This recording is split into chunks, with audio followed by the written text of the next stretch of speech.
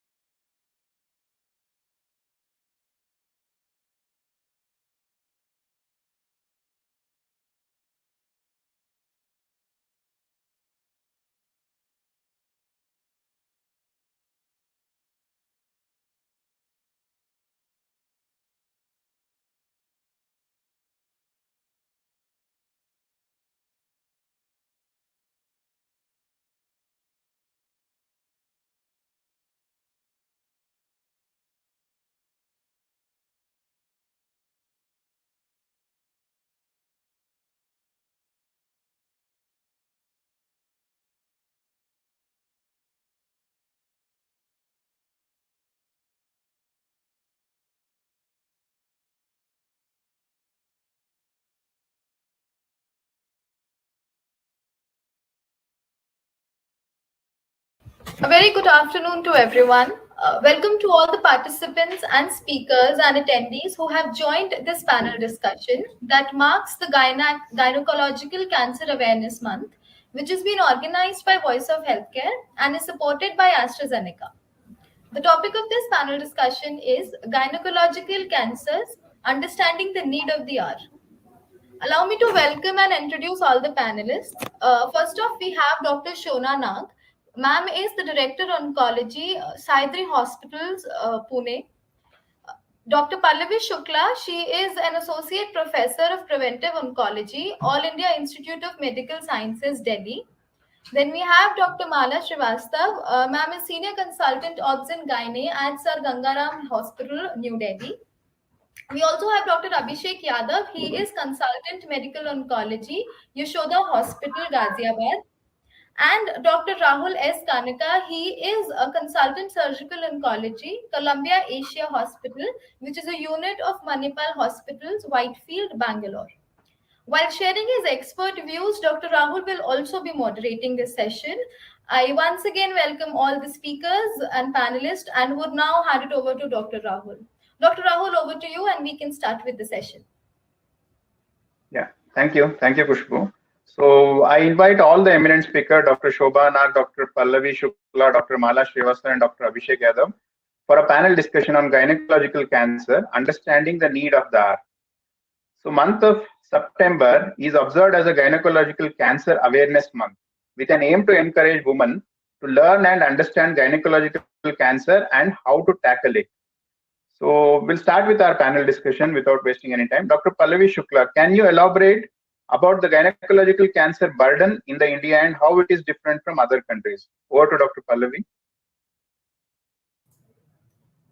Thank you, Dr. Rahul. And I think it's very good to bring this up because it's always good to know a burden of a disease before venturing into it, because this allows us to optimally utilize our resources, and that too when we are in a very limited resource setting like ours. So India is actually facing a dual burden of disease. We have yet not conquered the communicable diseases like tuberculosis and other vector-borne diseases. Now we have COVID as well, but there is a sustained, increase in the growing burden of non-communicable diseases, including the cancers and the cardiovascular disease. So once we talk about cancer statistics, the best source available with us is GloboCan. So GloboCan, it's actually an online database which provides global cancer statistics and estimates on cancer incidence as well as cancer mortality from 185 countries on 36 cancer types. So this data is actually a part of IARC's various projects going on under Global Cancer Observatory, and it uses data from population-based registries. So though it has certain limitations, but that is the best data that we have available with us. So according to GloboCan, if you look at the global statistics, it is estimated that in 2020, there would be around 19.3 million new cancer cases. And there would be around 10 million deaths because of cancer. So if we look at the females globally, worldwide, the most common cancer is breast cancer with a 24.5% contribution to the female cancers. And followed by that, at fourth number, we have the cancer of uterine cervix with a contribution of 6.5%. And at sixth position, we have the cancer of uterine corpus. However, if you look at the Indian statistics, the overall cancer burden, overall cancer incidence for 2020 is estimated as 1.32 million. But in females, after breast, the second most common cancer is the cervical cancer. And cervical cancers in India contribute to around more than 18% of new cancer cases among females. So you see, there is a very drastic difference between cervical cancer burden here versus the global statistics. Now, female cancers, they have been showing a definite variation over the decades. Earlier, cervical cancers were the most common cancers. However, now the breast cancer cases are growing more in number. But still, the cervical cancer cases have yet not reduced to that level that we should be very happy about it. And with the growing breast cancer cases, we also have an increasing number of ovarian cancers. Maybe this highlights the fact that both these cancers, somewhere they are sharing a similar risk profile. Breast cancers, they can be detected early, but ovarian cancers, they take time to present because of their vague symptomatology. And I'm sure our senior oncologist, Dr. Shona, would be describing it a lot better in the sessions to come. About the cancer burden, I would also like to highlight the fact that there is a rural-urban variation as well. If we look at the urban areas, we find more number of breast cancer cases and even the ovarian cancers arising. In the rural areas, still the cervical cancers are the dominant cancers in the female population. And there's one more thing that I would like to add regarding the gynecological cancer burdens, that India is home to 20% of the global cervical cancer burden. And I'm pretty sure that my fellow senior oncologist, Dr. Mala, and also Dr. Abhishek, they would have a lot to add upon it. However, what I would like to emphasize is that cervical cancer is one cancer which is preventable, which is detectable, and even treatable if it is identified early. So why is it that cervical cancer is still the second most common cancer? That is a thought to ponder upon. So I think that is what I want to add on the gynecological cancer burden. And I would hand it over to Dr. Rahul again. Well said, Dr. Pallavi Shukla. But unfortunately, we see most of the patient very late at presentation. So most of the cervical cancer patients come in the stage 3 or stage 4 when we actually see. So that's the reason why we still it is a burden, and most of them, they are very shy to show about the symptoms. When even though they present early, they are not in a position to discuss about those symptoms. So probably awareness is the one thing which will be more helpful, rather than just pondering why and how. So we should create awareness. Such streaming things can create more awareness, and I think this should be very helpful. So next question, Dr. Mala Srivastav, can you shed some light on the most common gynecological cancers and how best can we tackle them? Good afternoon, everyone. I'm happy to Good be afternoon. part of this discussion. See, the most common five gynecological cancers are cervical cancer, endometrial cancer, then comes vaginal, vulval cancer, fallopian tube cancer, ovarian cancer. So, as Dr. Pallavi already said, the cervical cancer is more common in the rural area or semi-rural area, whereas metropolitan cities, it's the breast cancer, which is leading the top list, followed by ovarian cancer, endometrial cancer.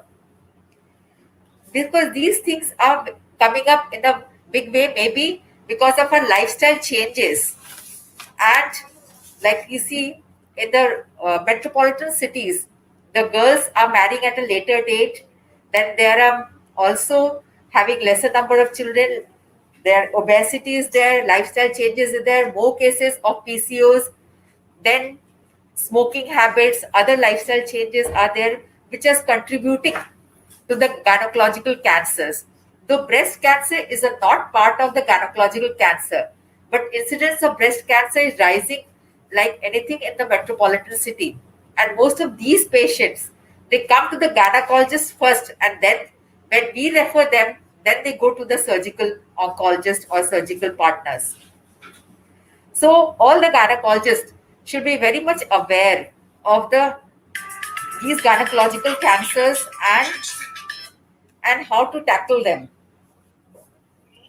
And besides, there is the incidence of there's genetic preponderance between the ovarian cancer as well as the breast cancer. So that point has to be also pondered upon.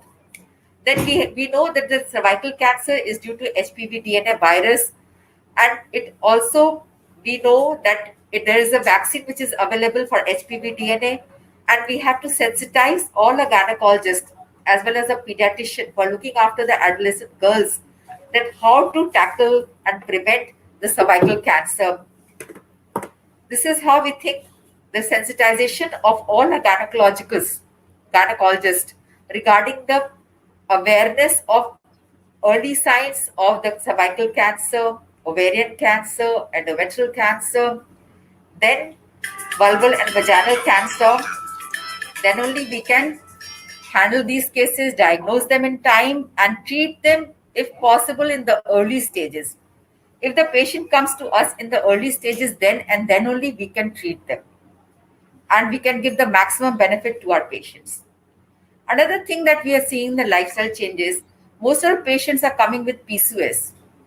And if these PCOS patients are not guided properly, later on they may lead to endometrial cancer and they may predispose to endometrial cancer. So when adolescent girls or young girls with PCOS, they come to us, we have to guide them regarding their obesity, their lifestyle changes, so that we tell them that PCOS, if they are not careful, they may ultimately lead to endometrial cancer. Nowadays, we see the infertility treatment is going on right, left, and center. We have seen quite a few patients who have got ovulation induction 17 times, 18 times, 20 times. They go to one doctor to the other for infertility treatment. And ultimately, they don't tell their story. They hide the previous histories. And with so many times, 20 times ovulation induction, they land up into ovarian cancers. We have got 2 or 3 cases of ovarian cancers because the patient had undergone ovulation inducing drugs treatment for 18, 19 months. So all these points have to be sensitized to our treating infertility specialist, to our treating gynecologist, because unless our doctors, our specialists are sensitized about these points, they will not be able to take care of their patients in right time. And they will tell the patients, no more ovulation induction, no more uh, going from one doctor to the other, because these patients, these drugs, they also have side effects. And these side effects may mean that they are heading for ovarian cancers. Patients, due to we do not have any systematic screening program in our system. So whenever a patient comes to us for any gynecological causes, we ask them to go opportunistic screening. When we take the opportunity to take a pap smear or LBC or HPV, whatever the facility or the resources you have. So as a common gynecologist, each and every person should sensitize the patients regarding perspective examination, LBC, pap smear, HPV, whatever their facility they have or whatever the patient is ready to go undergo. And when the reports come, they should be able to read it and guide their patients further. So, this is how we have to tackle the conditions, and we have to really look forward our patients who have and prevent the gynecological cancers. Another thing that we want to highlight, the patients who have family history of colon cancer or ovarian cancer, if possible, they should be sent for genetic counseling, and BRCA1, BRCA2 may be done in the family tree so that we can guide the young girls in their family how to go about screening in the subsequent years. So, lifestyle changes, HPV DNA monitoring, genetic counseling, these, and of course, screening goes a long way in tackling our all common gynecological cancers. One last point I want to make about the fallopian tube cancers.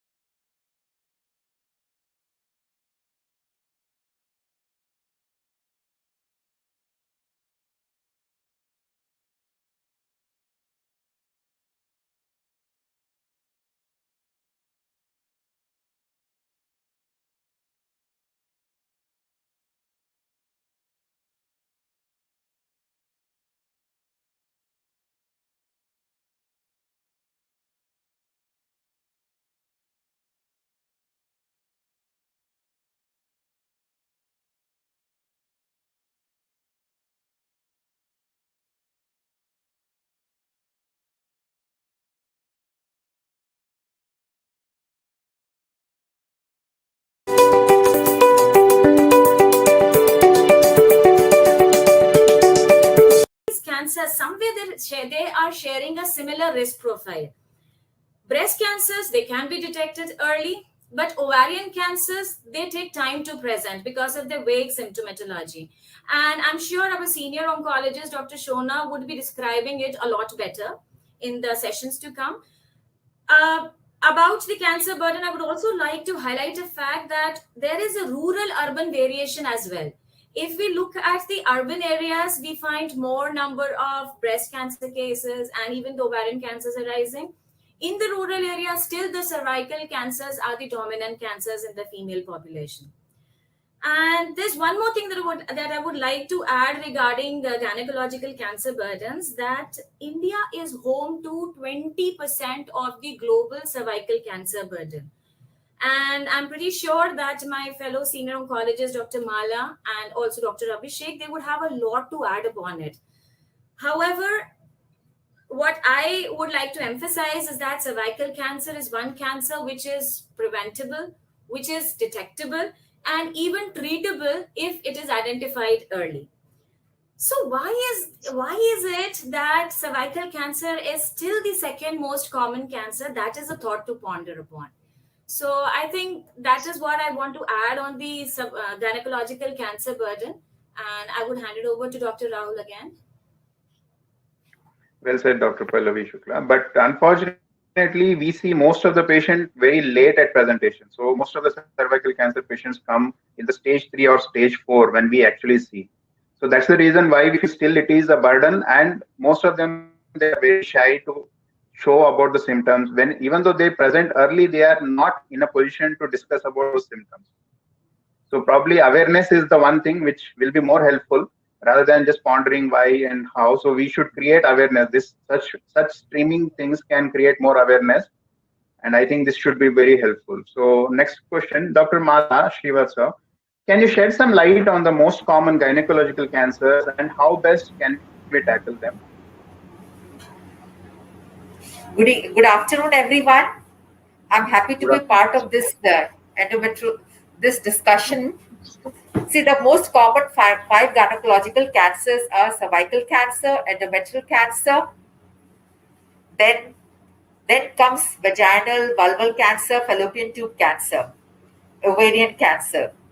So, as Dr. Pallavi already said, the cervical cancer is more common in the rural area or semi-rural area, whereas metropolitan cities, it's the breast cancer which is leading the top list, followed by ovarian cancer, endometrial cancer. Because these things are coming up in a big way, maybe because of our lifestyle changes. And like you see in the metropolitan cities, the girls are marrying at a later date. Then there are also having lesser number of children. Their obesity is there, lifestyle changes is there, more cases of PCOS. Then smoking habits, other lifestyle changes are there, which is contributing to the gynecological cancers. Though breast cancer is a not part of the gynecological cancer, but incidence of breast cancer is rising like anything in the metropolitan city. And most of these patients, they come to the gynecologist first, and then when we refer them, then they go to the surgical oncologist or surgical partners. So all the gynecologists should be very much aware of these gynecological cancers and how to tackle them. And besides, there is an incidence of genetic preponderance between the ovarian cancer as well as the breast cancer. So that point has to be also pondered upon. Then we know that the cervical cancer is due to HPV DNA virus, and it also we know that there is a vaccine which is available for HPV DNA, and we have to sensitize all the gynecologists as well as a pediatrician who are looking after the adolescent girls that how to tackle and prevent the cervical cancer. This is how we think the sensitization of all the gynecologists regarding the awareness of early signs of the cervical cancer, ovarian cancer, endometrial cancer, then vulval and vaginal cancer. Then only we can handle these cases, diagnose them in time, and treat them, if possible, in the early stages. If the patient comes to us in the early stages, then and then only we can treat them, and we can give the maximum benefit to our patients. Another thing that we are seeing in the lifestyle changes, most of our patients are coming with PCOS. And if these PCOS patients are not guided properly, later on they may lead to endometrial cancer, and they may predispose to endometrial cancer. So when adolescent girls or young girls with PCOS, they come to us, we have to guide them regarding their obesity, their lifestyle changes. We tell them that PCOS, if they are not careful, they may ultimately lead to endometrial cancer. Nowadays, we see the infertility treatment is going on right, left, and center. We have seen quite a few patients who have got ovulation induction 17 times, 18 times, 20 times. They go to one doctor to the other for infertility treatment. And ultimately, they don't tell their story. They hide the previous histories. And with so many times, 20 times ovulation induction, they land up into ovarian cancers. We have got 2 or 3 cases of ovarian cancers because the patient had undergone ovulation inducing drugs treatment for 18, 19 months. So all these points have to be sensitized to our treating infertility specialist, to our treating gynecologist, because unless our doctors, our specialists are sensitized about these points, they will not be able to take care of their patients in right time. And they will tell the patients, no more ovulation induction, no more going from one doctor to the other, because these patients, these drugs, they also have side effects. And these side effects may mean that they are heading for ovarian cancers. Patients, due to we do not have any systematic screening program in our system. So whenever a patient comes to us for any gynecological causes, we ask them to go opportunistic screening. When we take the opportunity to take a pap smear or LBC or HPV, whatever the facility or the resources you have. So as a common gynecologist, each and every person should sensitize the patients regarding post-speculum examination, LBC, pap smear, HPV, whatever their facility they have or whatever the patient is ready to go undergo. And when the reports come, they should be able to read it and guide their patients further. So this is how we have to tackle the conditions, and we have to really look forward our patients who have and prevent the gynecological cancers. Another thing that we want to highlight, the patients who have family history of colon cancer or ovarian cancer, if possible, they should be sent for genetic counseling, and BRCA1, BRCA2 may be done in the family tree, so that we can guide the young girls in their family how to go about screening in the subsequent years. So lifestyle changes, HPV DNA monitoring, genetic counseling, these, and of course screening goes a long way in tackling our all common gynecological cancers. One last point I want to make about the fallopian tube cancers. These fallopian tube cancers are very rare. Mostly they occur in the postmenopausal patient, and the patient will give a typical history of profuse, clear, watery vaginal discharge. And when you examine the patient appears to be absolutely normal. Cervix is healthy, LBC is normal, you do ultrasound, endometrial thickness is normal, and may not pick up any adnexal mass. So postmenopausal patient with profuse, clear, watery vaginal discharge, these patients should not be neglected, and they should be investigated with a clear suspicion for fallopian tube cancers. So these are few points that I would like to highlight regarding all the cancers.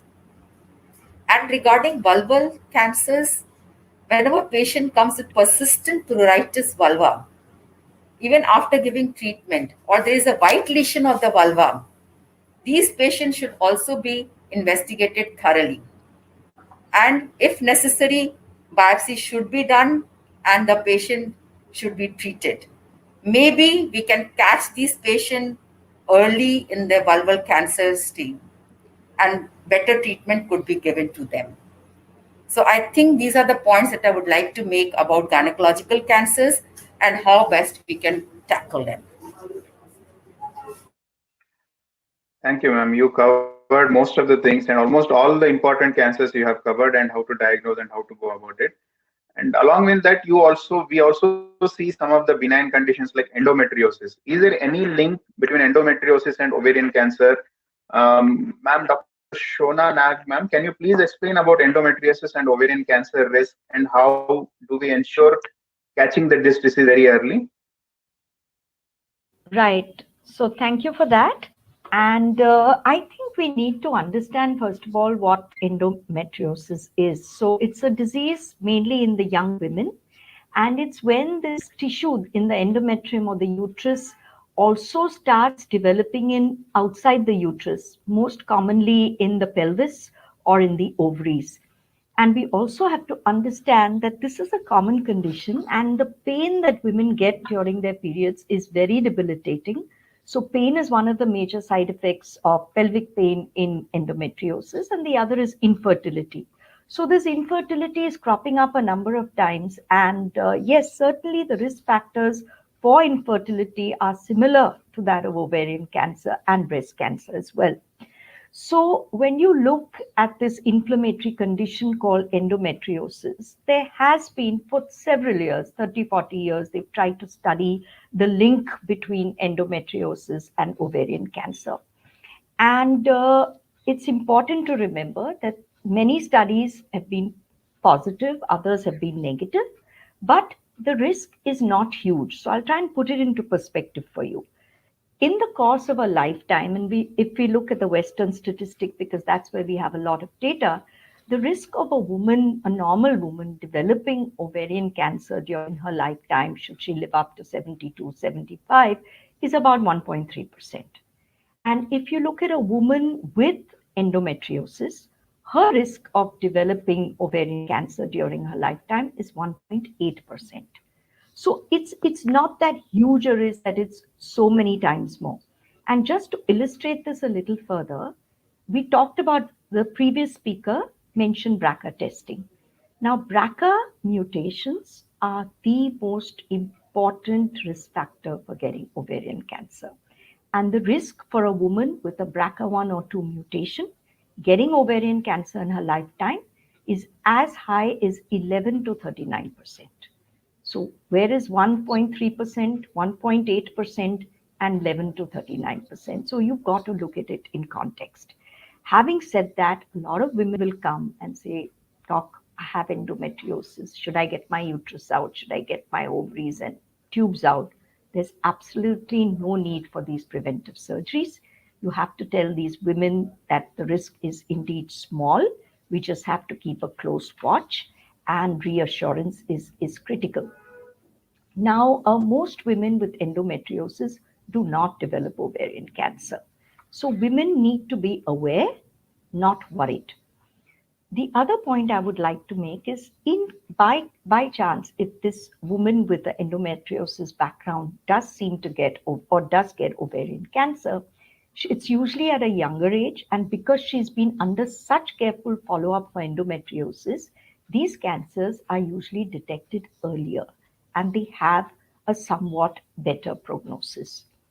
Also, the type of ovarian cancer with endometriosis seems to be a little different. It's mainly the endometrioid type rather than the serous type, which we see very commonly, and clear cell. So even the type of ovarian cancer histologically is slightly different in women with endometriosis. So I think that's all I have to say. Yeah, completely nicely summarized, ma'am. It was very informative. So, Shona, ma'am, according to you, what are the key challenges that need to be addressed with respect to ovarian cancers in continuation with what we discussed in endometriosis? So the key challenges in ovarian cancer, and I'm sure all my colleagues will agree with me, is obviously the late diagnosis. So yes, most ovarian cancers, 70% are diagnosed in stage 3 because there is no great screening program. But by the time the lady comes to us, she is really sick and nutritionally compromised, especially in our country. So I think patient awareness, I mean, you don't want everybody running for an ultrasound because there is no good screening for this disease, unlike breast cancer. So there's no panic, but better patient education is required as far as the signs and symptoms of ovarian cancer go. The other thing is when they go to a gynecologist, very often, they will go to someone who does not have the expertise to operate ovarian cancer. Now, as you know, the surgery for ovarian cancer is very specialized. And in fact, it is shown in studies that the survival of patients with ovarian cancer depends on how complete the surgery is and how good it is. And there are also newer techniques in surgery like HIPEC, cytoreductive surgery, PIPEC. So this is heated intraperitoneal chemo. So a lot of advances have been made which improve the survival of even these stage 3 patients. So I think it is important for patients to know that if they are going for a ovarian cancer and just not a simple ovarian cyst surgery, first of all, not to do it by laparoscopy because there's always a danger that you will puncture that ovary and stage up the disease. Secondly, to go to a center of excellence where people have the ability to do these high-end procedures. That's very, very important. And the completeness of the surgery should be ensured by this. From a doctor's standpoint, mainly, again, after they come from the surgery, and if we feel the surgery is incomplete, very often I have a challenge that the patient has been operated not at a tertiary center and a complete surgery is not being done. Reconvincing this patient for another surgery becomes extremely difficult. That's one. Two, there is a huge issue with access to care and affordability in our country, and it varies from city to city and populations. And nowadays, there are such good new maintenance treatments. So we know that a stage 3 ovarian cancer 80% will recur by the time 4 or 5 years are over, 20% every year. So we know that we have to, after giving them the chemo post-surgery to prevent it from coming back, keep them on some sort of maintenance for a year, for 2 years. And these drugs are expensive. Not everybody can access these drugs. There are oral PARP inhibitors, which cost lakhs of rupees a month. There are drugs like bevacizumab, which also are costly. So from a doctor's point of view, I find it challenging, A, to convince my patient that she needs to take 1.5 years of treatment or 2 years post-surgery, and 2, for her and the family to bear the cost of the treatment. So these are the various trouble points that we find when we treat ovarian cancer. And also, we have found that all the patients come asking laparoscopic surgeries. When we say there is no role of laparoscopy in ovarian cancer, they feel that I am not capable of doing the surgery. Exactly. They do not understand the fact that, yes, they do not understand the fact that even a spillage of a small mistake or even a 5 ml spillage from my side will upstage the tumor. But Dr. that has, Rahul, that is we cannot emphasize this more. They feel that doing an open surgery means that we are backward and that we are putting the patient through much more, not understanding you've got to look at the undersurface of the liver. I mean, sometimes, we see a fan and steel incision and then I blindly close my eyes and treat it as a stage 3, because I know that nobody's bothered to inspect the abdomen at all. So yeah, I think that's a critical step, and we are only as good with our chemo as good as the surgeon has been with their surgery. Yeah. Yes. And as you said, maintenance helps, but once a recurrent cancer, it is even in Devita, a recurrent cancer is a death sentence to the patient. So first surgery should always be the best surgery. We should always tell them that get it done in the higher tertiary centers. Don't go here and there. 100%. So that awareness 100%. We have to create. Yes. Absolutely. Yeah. Okay, I think Dr. Pallavi is back. Dr. Pallavi? Yeah. Yeah, Dr. Pallavi Shukla, is there any national program addressing the issue of gynecological cancer? Can you throw light on this? Yes, I would like to discuss upon that. Actually, Dr. Mala was pointing out towards the opportunistic screening, and I think gynecologists have been playing a very good role in conducting those opportunistic screening for cervical cancers at least. But uh, with the growing burden of these cancers, I believe that it is a matter of public health concern now, and it cannot just be restricted to a clinician's chamber. So it has to go beyond that, and government has to take steps in this regard. So and I believe that all my fellow oncologists would agree to this fact that the patients who in our Indian scenario, they are presenting quite late. So when they are presenting late, it becomes very tough for the oncologist to treat them to the utmost capacity, right? So for allowing the patients to come early, we need to have a good awareness program, a good screening programs well in place. So that's where the population-based screening would play a role. Now, National Cancer Control Program was launched in 1975. That the program that time aimed at providing the care to the cancer patients, and so a lot of tertiary cancer care centers were set up at that time. But later on, it was realized that alone, the curative care alone would not be able to handle this pandemic till the time we don't really make people aware about this. So slowly and steadily, the program was modified various times, and the preventive aspect also came into play.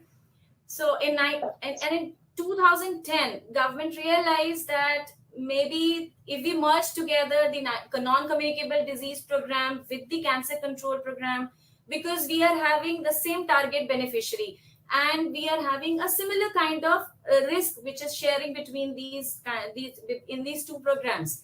So that's why the NPCDCS came up in 2010. So this is the National Program for Prevention and Control of Cancers, Diabetes, Cardiovascular Disease, and Stroke. And in 2017, the program has also developed guidelines for the population-based screening for 3 common cancers. Now, breast, cervix, and oral cancers are the most common cancers in our country. And these are the 3 cancers which have got low-cost screening strategies. Like for breast, we have clinical breast examination. For cervix, we have VIA and Willy. And for oral, we do oral visual examination. So what the plan of government is to engage the grassroots level workers, do the line listing of all those who are aged more than equal to 30 years. These people will then be further screened by the ANMs, the auxiliary nurse midwives, and the medical officers. The suspicious cases, they will be confirmed through biopsy at the district hospital or the sub-district hospital, wherever the facility is available. And the confirmed cases will further be channelized into the tertiary cancer setups. So government has a view to take it forward, but because of COVID and all, things have lagged behind a little bit. But let me tell you that the trainings and everything are in place and they are happening at the ground level. So very soon we will be really, going to have this program perfectly in place. Yeah, that's so nice to hear about the government plan. Dr. Pallavi, can you just tell something about screening tests available for cervical cancers? Yeah, sure. So the screening test for cervical cancer, which we being in a low resource setting, we usually use the screening strategies like visual inspection with acetic acid or visual inspection with Lugol's iodine. However, if your center can support that, the HPV testing is the best screening strategy, which is documented by WHO, and WHO supporting that thing. And another the age-long method which was still used, that is cytology confirmation, the pap smear. We have been using it for decades now, and so these are the 3 modalities of screening which are available for cervical cancer. And looking at the sensitivity and all in the postmenopausal women, although the VIA screening is not that much sensitive because the transformation zone that tends to recede inwards, so we are not able to visualize the transformation zone so clearly. The squamous colon rejection and all are not so clearly visible in a postmenopausal ladies. The HPV testing, they let you know about the high risk HPV strains, because there are two important strains, strain 16 and 18, which are known to cause most of the cervical cancers. And I think Dr. Mala can add more onto these cervical cancer screening strategies.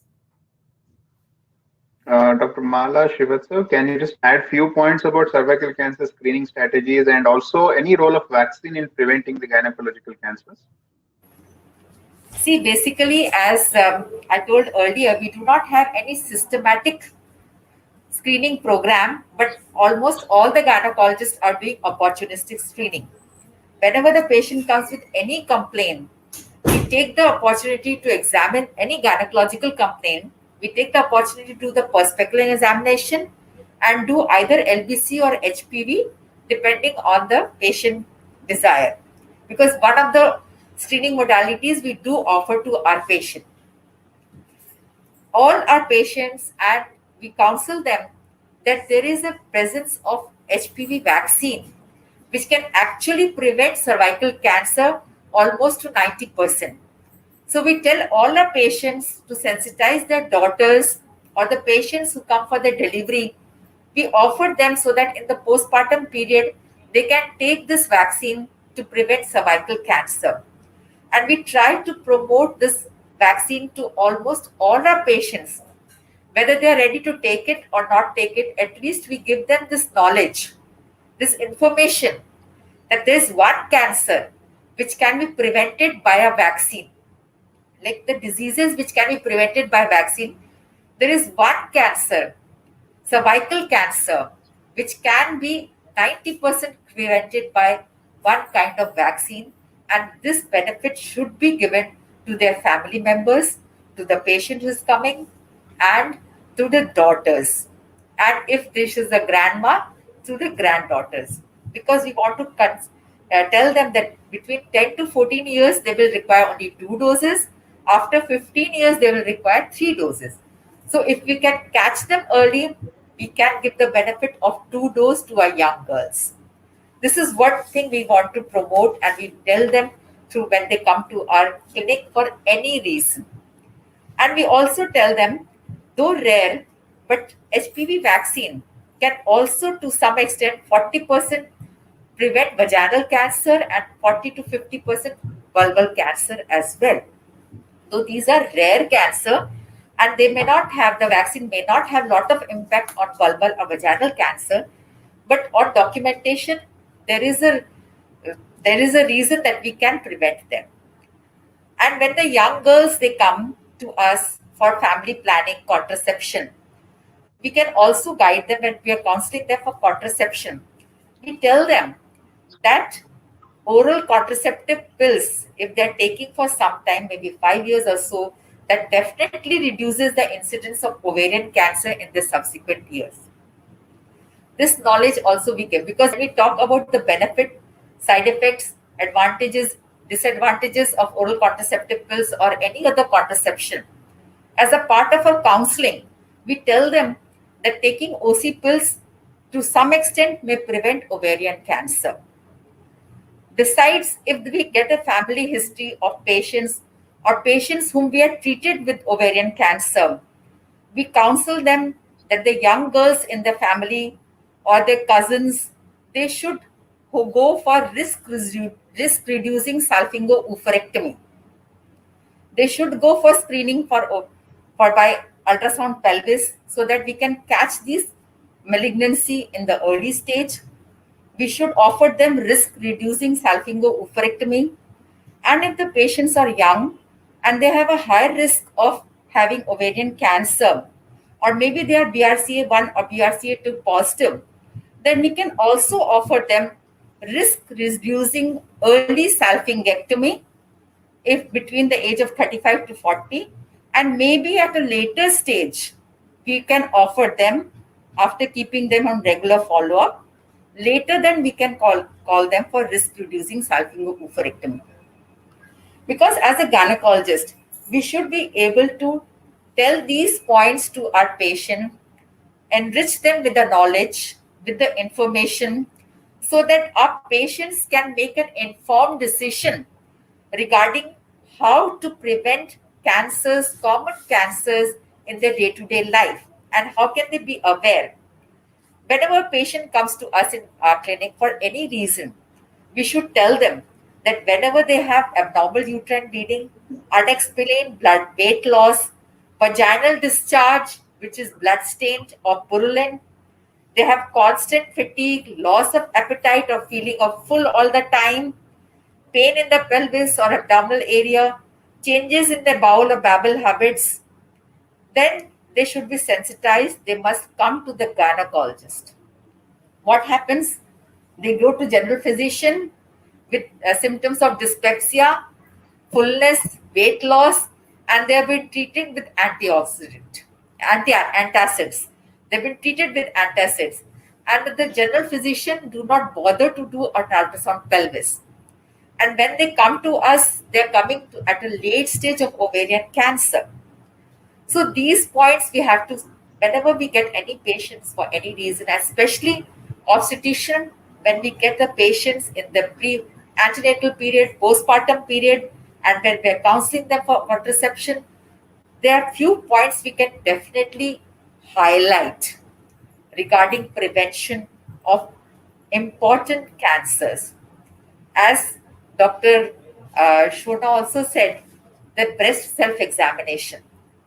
We tell our patients on every birthday, like suppose if the patient's birthday falls on 5th of Feb, then every 5th of month, 5th March, 5th April, they should do breast self-examination. And whenever they're coming to the doctor for annual clinical checkup, they should go for clinical breast examination.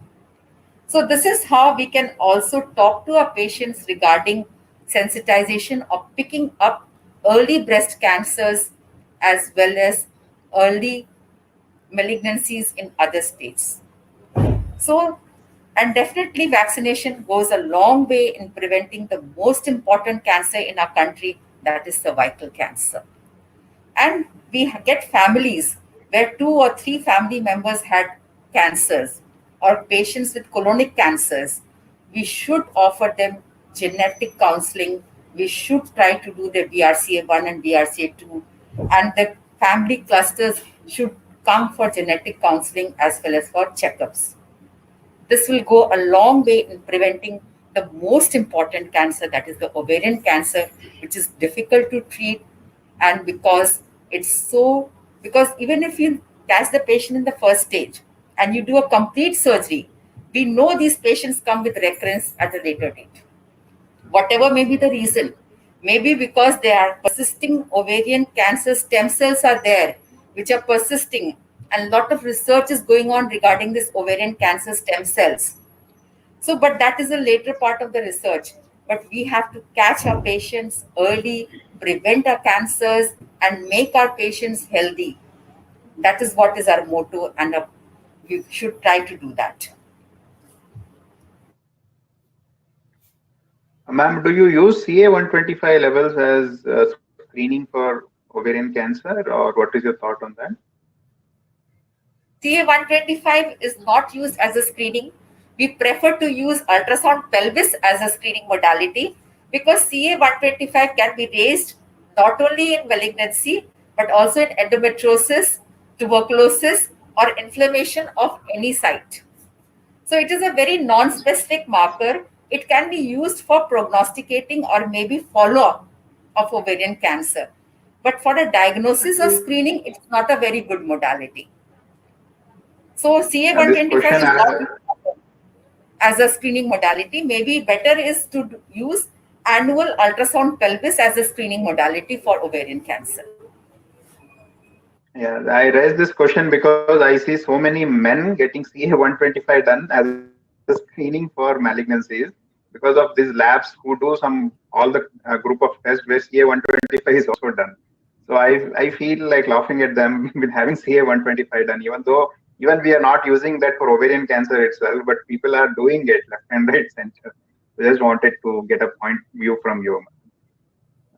So anybody wanted the question on locally advanced cervical cancer treatment options, Dr. Shona ma'am or Dr. Yeah, Mala? sure. So, like as was mentioned by all the previous panelists, very importantly, so I think cervical cancer is something. It's about time we eradicated it in our country, and it's certainly not there in the West simply because of a good, strong pap smear program. Now that becomes difficult. Vaccinating every girl becomes difficult. So we are left with a lot of patients that we are seeing in stage 3 and stage 4 cervical cancer. Now, of course, here surgery is not possible, and the treatment of choice for stage 3 and 4A is chemotherapy concurrent with radiation. The radiation goes for about 7 weeks, and we give weekly chemotherapy with cisplatinum during that period. It is a well tolerated treatment, but of course, you have to be careful of urinary symptoms, loose stools, etc. Patients also then undergo intravaginal brachytherapy to prevent vaginal recurrences after that. Some institutes do 2, some do 3 sittings. And the recurrence rates for stage 3 and 4A are quite high. And still early stage 3 can do well, but late stage 3B and 4A, they have a high recurrence chance. And unfortunately, when these tumors recur, they are highly resistant. Of course, today immunotherapy has come up in a big way in recurrent cervical cancer, targeted treatments. But like I said, it is not an affordable treatment. So I think the best treatment for cervical cancer is preventing it.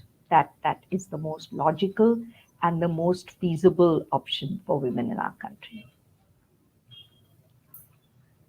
Thank you, ma'am. I thank Dr. Shona, Dr. Pallavi, Dr. Mala Srivastav for shedding the light on the commonest problems of gynecological malignancies.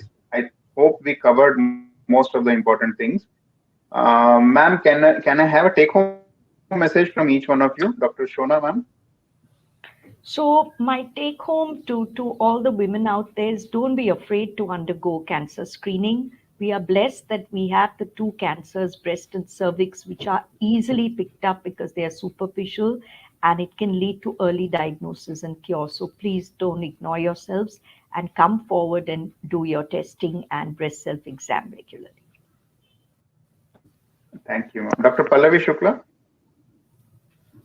So I would just like to add a little bit on cancer screening for cervix. The frequency of screening that we didn't discuss, I believe the frequency, for VIA, we are recommending every 5-year screening, and the same goes for the HPV as well. Whenever we are doing a dual test, the HPV with PAP, again the 5-year recommendation. But if we are doing PAP alone, then we recommend a 3-year screening interval. So yes, Dr. Shona put it very correctly that we should not be afraid of getting screened just because we are getting screened for a very deadly disease. No, screening would definitely reduce the fatality and also the other morbidity related to cancer. So better is to get screened as early as possible. Thank you, Dr. Pallavi. Dr. Mala Srivastav? I want to emphasize that we talk about screening among the patients. Most of our healthcare workers, our doctors also do not go for regular screening. That is the irony of the situation. We talk about the screening, we talk about opportunistic screening. We are coming to the hospital every day, but we have seen it's very difficult to convince our colleagues, our students, mothers, family members to also come for screening. So we have to be very sensitive about these points. The people around us are well screened for preventable cancers like cervical cancer, breast cancer, as well as endometrial cancer, because endometrial cancer presents with postmenopausal bleeding or abnormal uterine bleeding. So as soon as the women have these problems, they should come to the healthcare facility, get themselves investigated, and if needed, EB or DNC, whatever is necessary for them, they should come forward and get themselves treated. because having a cancer and then getting the treatment is more difficult than having a screening and getting a treatment done. That is what message I want to tell to all our students, our colleagues, our healthcare workers around us. And then we extrapolate these knowledge and this information to our patients and our guides. That's what I want to say, that our colleagues should also be very sensitive about these things, and they should come forward for their own screening. We tell them for our patients, but our doctors should also come, our healthcare workers should also come for the screening in regular way. Healthcare workers and healthcare worker family members also. If you see, my mother is not able to get breast mammogram done. I have been trying to convince her. It is not possible. So it is very difficult. So we have to make sure that at least we are trying to get it done. Is very important. Yes, sensitization Our is the one. We tell the students, thank you all the speakers. Get your arms screened. Actually, so these points are very important. Medicos are like nowadays you see so many medicos in MBBS girls. So we can encourage vaccination at that phase. So it will take care of the future risk cancer. So we can try from our side. We are always ready to do this, but we should try to sensitize the population. But I would also highlight that vaccination, yes, though important, but it is not a substitute for screening. So even vaccinated people should be screened. Agreed. Yes, agreed. I thank everyone for making us understand the need of the art. Dr. Rahul. It has been a very fruitful discussion, Dr. Rahul, and I'm happy to be part of this discussion and panel with Dr. Pallavi, Dr. I am happy Shona. to be moderating this. Yes. It was our pleasure. It was our pleasure to be with you. Thank you, ma'am. Thanks a lot. Thank you. Thank you, Dr. Pallavi. Yeah. Thanks, everyone. Thank you, Dr. Bye-bye. Shona. Thanks, everyone. Thank you. Go to Khushbu. Yeah. Thanks a lot. See you.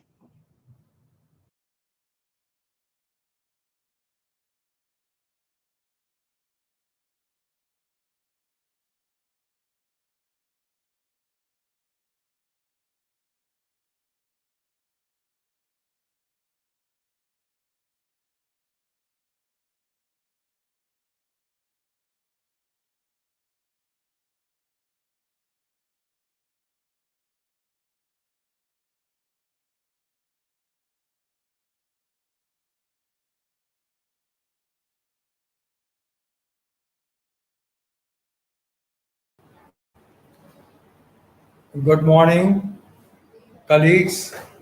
I am Dr. Suresh Advani, oncologist from Bombay. Today I am going to share with you some of the information which is essential for the general public so that they can really make sure that the gynec cancers should not affect their health much. As all of you know, after the breast cancer, gynec cancer are the number 2 cancers in the females. And all these gynec cancers, if they are diagnosed in stage 0, 1, and 2, they are almost always curable. While if they are diagnosed in stage 3 and 4, the cure becomes a very distant aim. So the whole emphasis in terms of diagnosing early remains with a high degree of suspicious on the part of people, suspicious on the part of the medical practitioners, and of course the specialist. So unless all of us are aware, right from the public to the doctors, the early diagnosis may not come through. One of the typical example is ovarian cancer. Ovarian cancer, 90% of the patients diagnosed in India are stage 3 and 4, and only 10% are diagnosed when it is stage 1 and 2. What is the reason? The reason is very simple. Because of its position of the ovary in the pelvis, it does not produce any symptoms in stage 1 and 2. However, when it becomes stage 3 and 4, there's a fluid accumulation and distension of abdomen. But by the time it's very late for the cure, he will be able to control it even at that stage. But the cure is not possible. So all of us know that if the disease is diagnosed early, we will be able to give the cure to the patient. Not only cure, but even the treatment becomes very simple. However, if the disease is diagnosed in stage 1 and 2, almost always we will achieve the total cure. So I think the question always comes up, how do we do that? First is the information and spread of the knowledge about the gynec cancers. There are 3 common gynec cancers. One is cervical cancer, carcinoma of cervix, which is traditionally related to human papilloma virus. And this causes the transformation of the normal cervical epithelium into the malignant. However, it takes this virus takes at least 5 years before it transforms the tumor tissue. And also the fact remains that it gives you 5 years to diagnose early.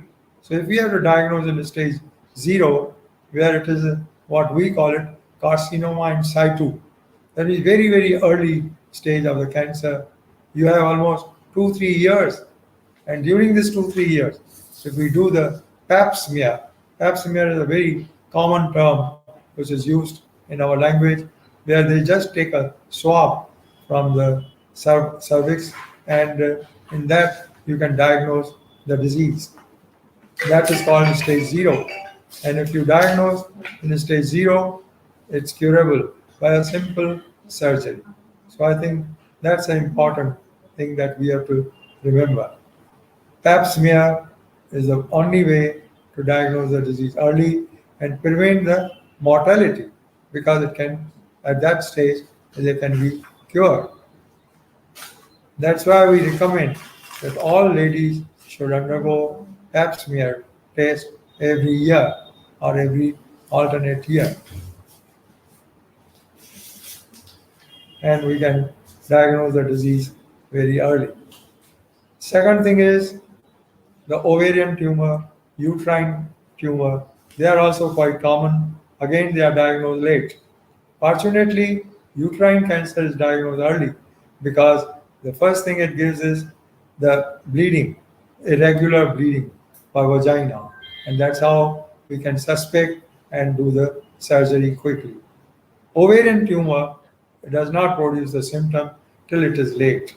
And therefore, nowadays there is a recommendation that after the age of 40, 45, every year a patient should undergo sonography of abdomen and pelvis. This is quite a simple test. And with that, you can diagnose the disease early. And once you have diagnosed the disease early, you can treat also the patient properly. So, friends, what I have tried to tell you is that if you are aware and if you are doing the routine testing in the people in general population, like pap smear every year or two, ultrasound of abdomen and pelvis every year, you will be able to locate the disease at a very, very early stage in a particular patient. And if you look at the disease at a very early stage, it's highly curable. So I think in summary, I would like to emphasize that all of us should endeavor to make sure that we make the patient absolutely aware about the disease so that it can be cured. Thank you very much.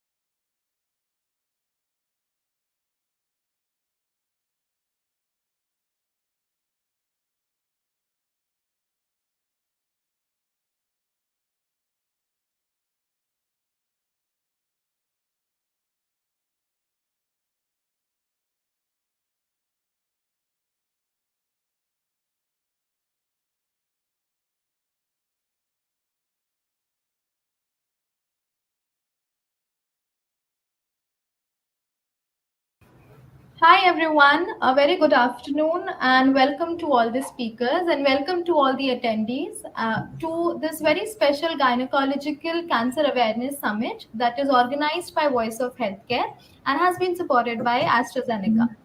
We have a very esteemed set of panelists with us. The topic of today's discussion is precision medicine and scope of addressing current challenges in gynecological cancer management.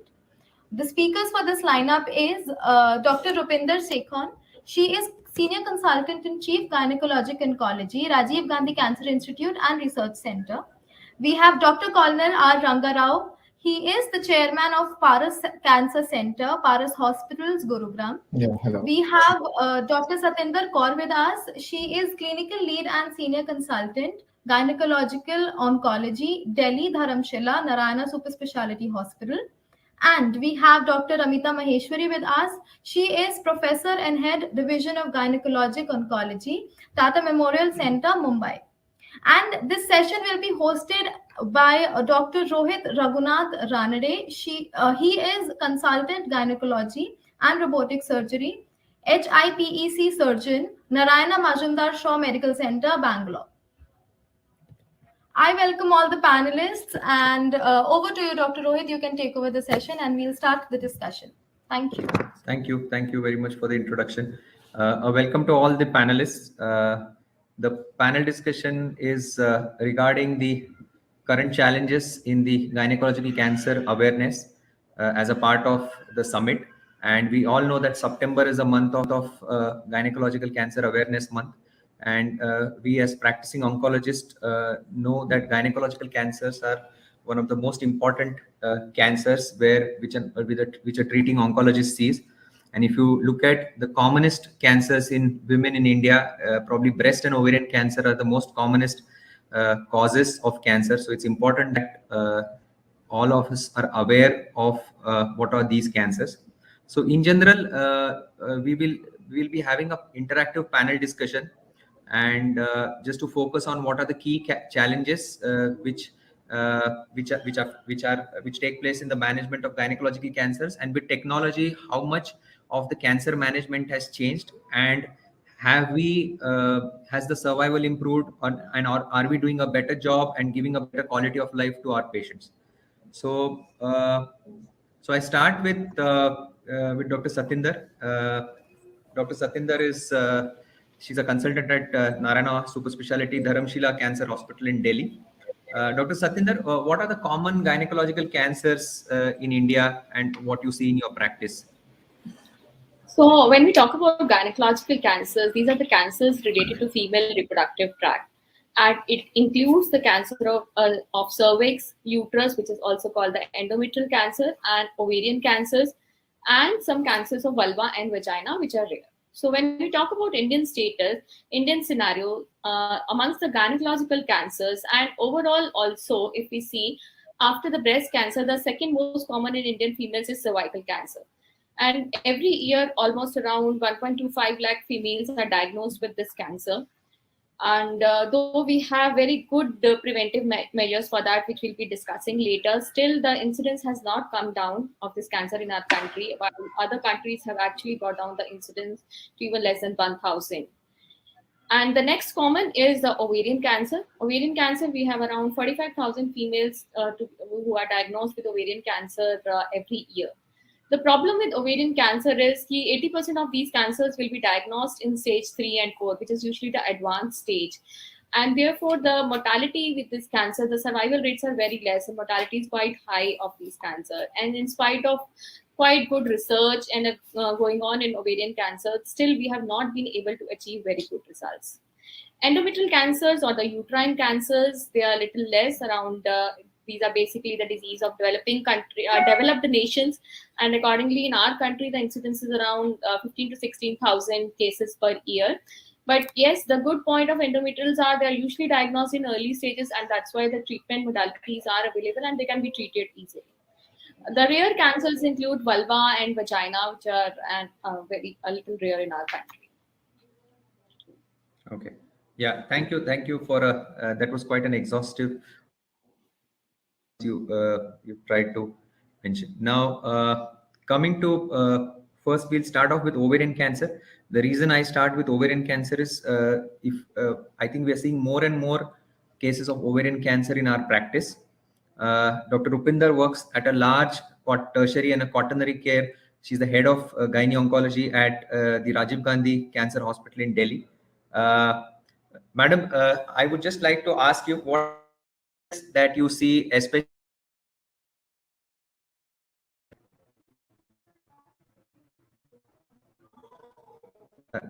Yeah, you can just unmute your mic. Yeah, yeah.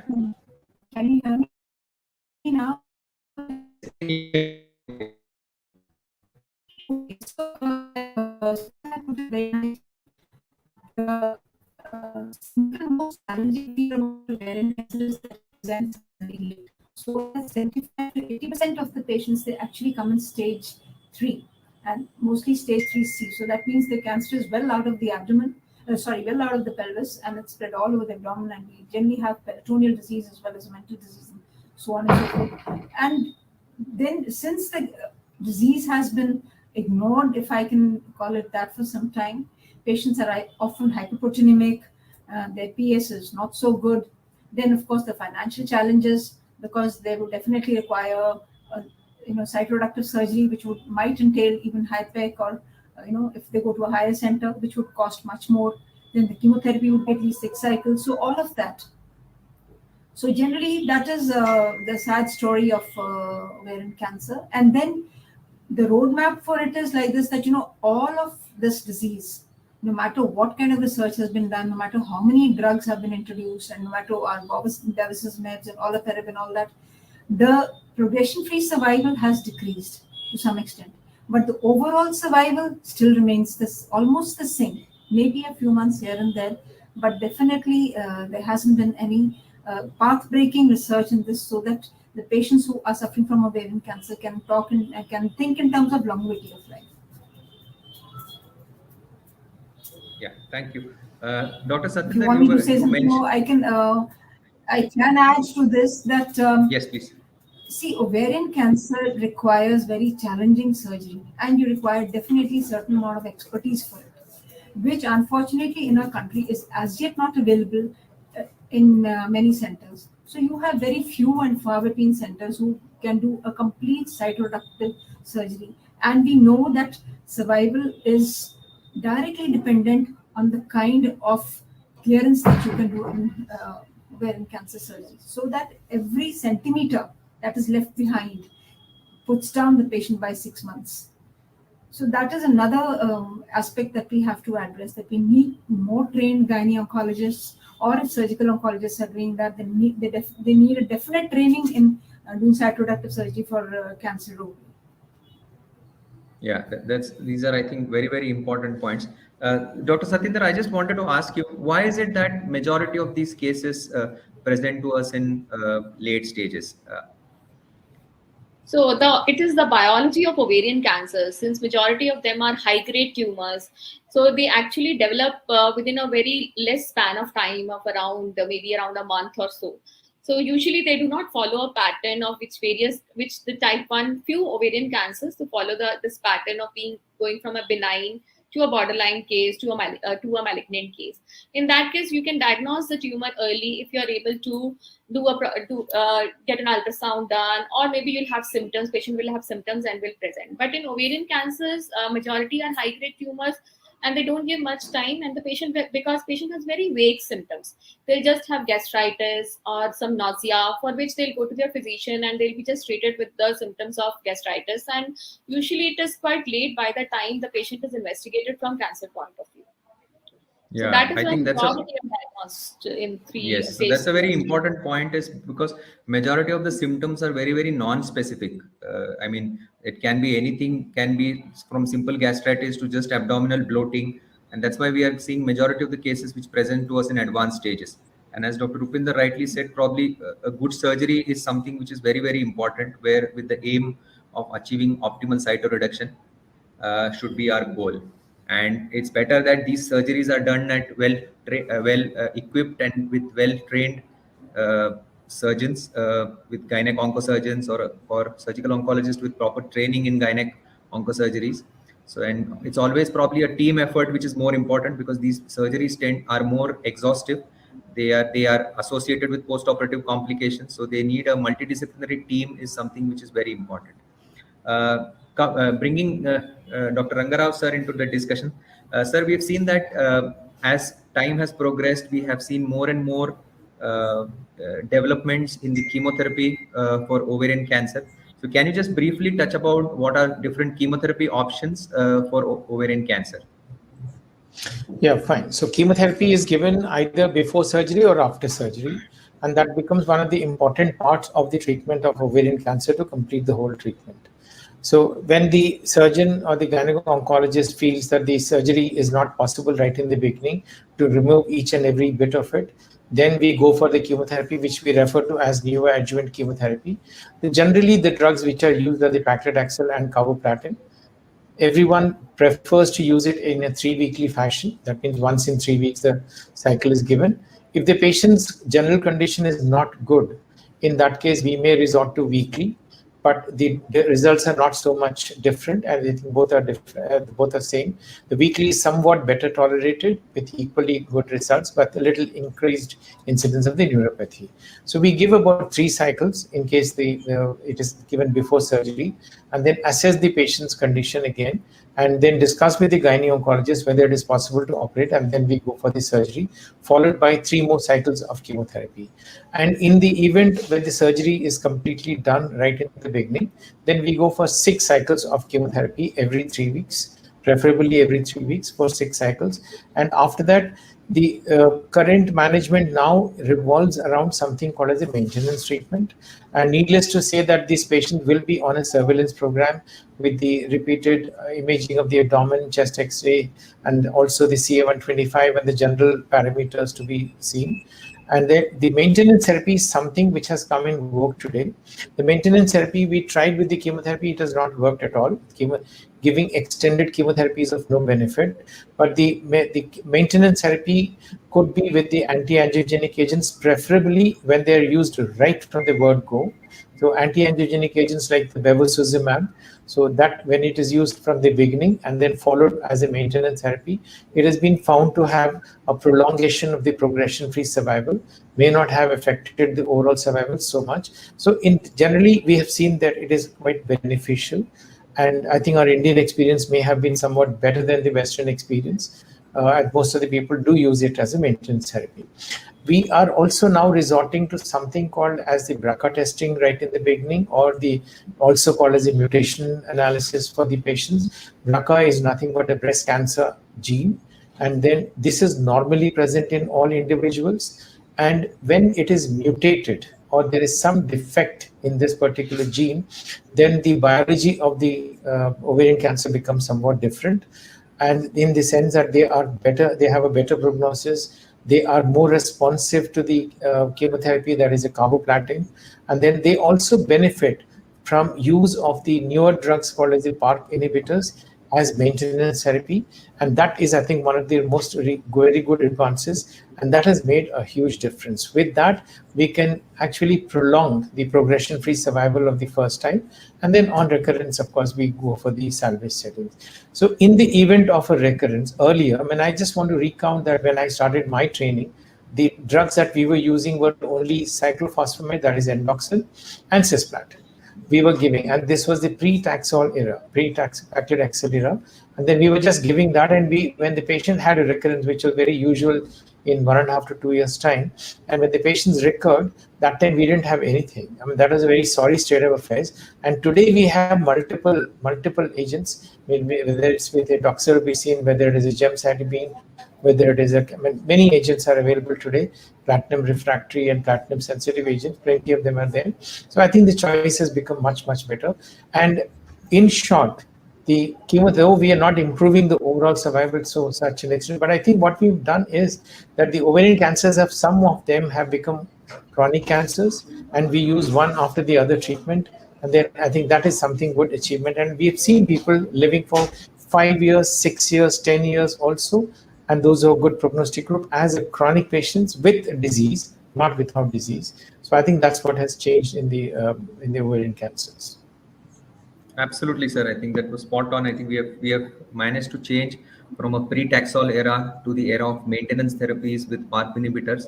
So that's probably what has changed in chemotherapy. So Dr. Rangarao sir did mention regarding that you can either operate upfront in ovarian cancer, or you can give neoadjuvant chemotherapy and then operate. Dr. Rupinder, especially in advanced ovarian cancer, just for the benefit of audience, can you just tell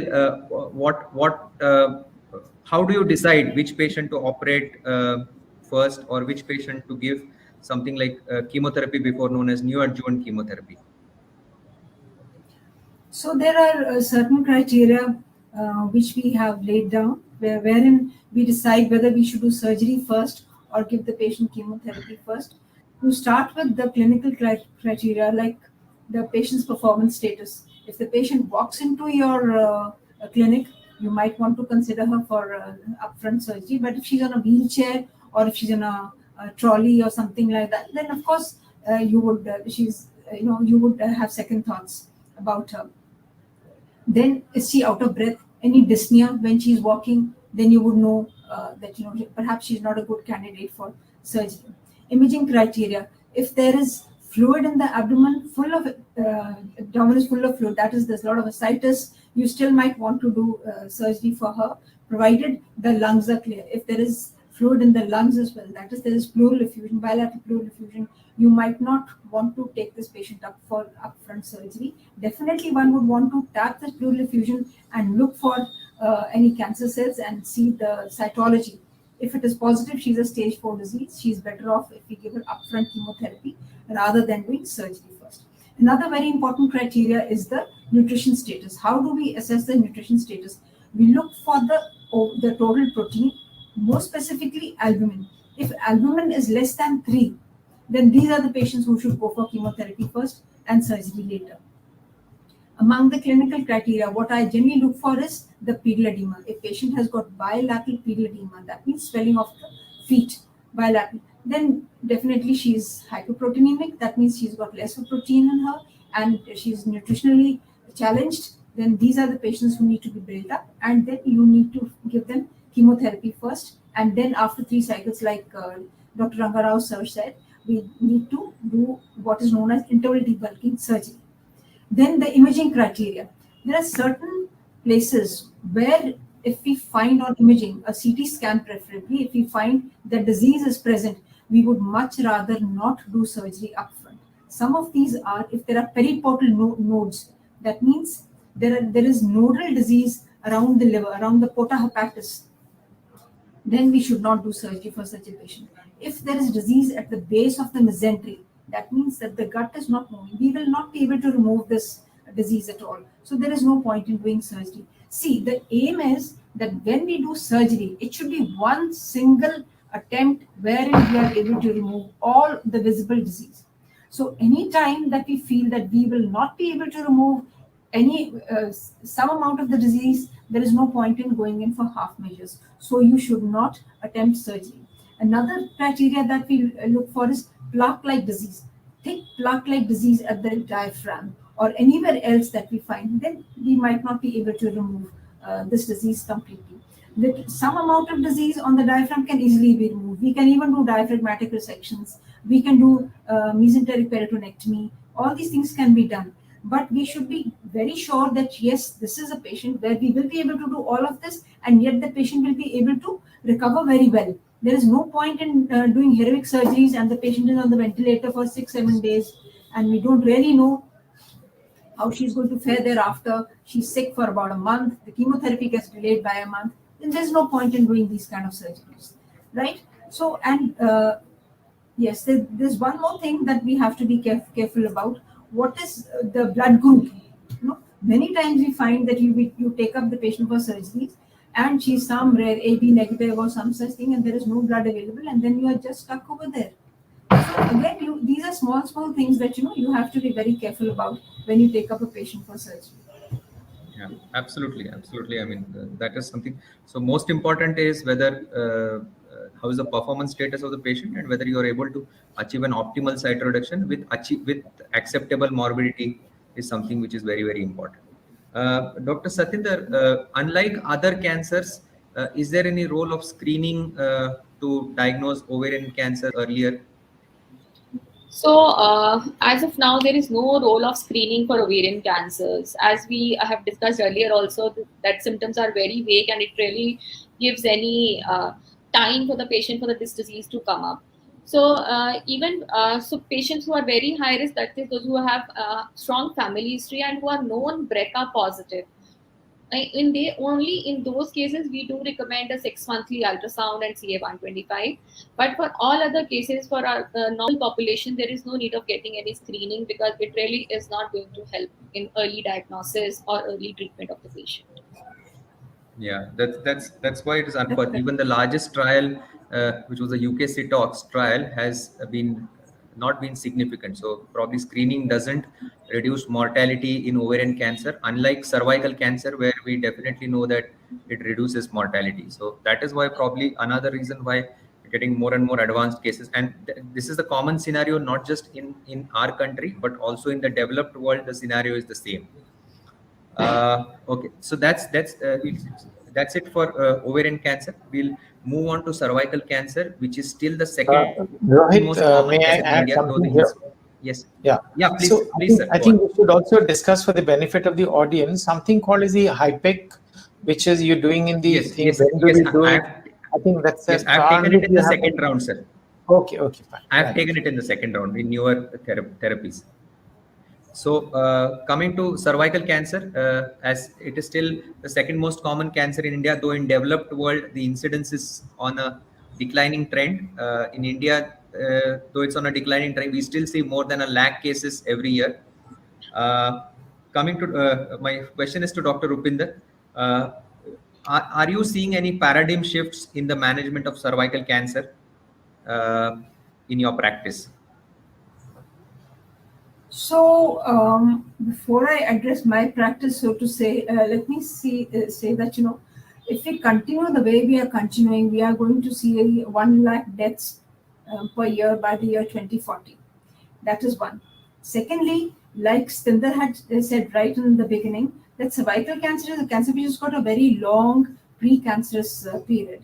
And that is the point. And then what is the most beautiful thing about cervical cancer is that this is one cancer which you can clinically see. You can actually see the cancer, you can actually clinically stage the cancer, and you can actually decide what you can do about this cancer or not. And from a pre-invasive to an invasive stage, sometimes as long a period as 20 years elapses.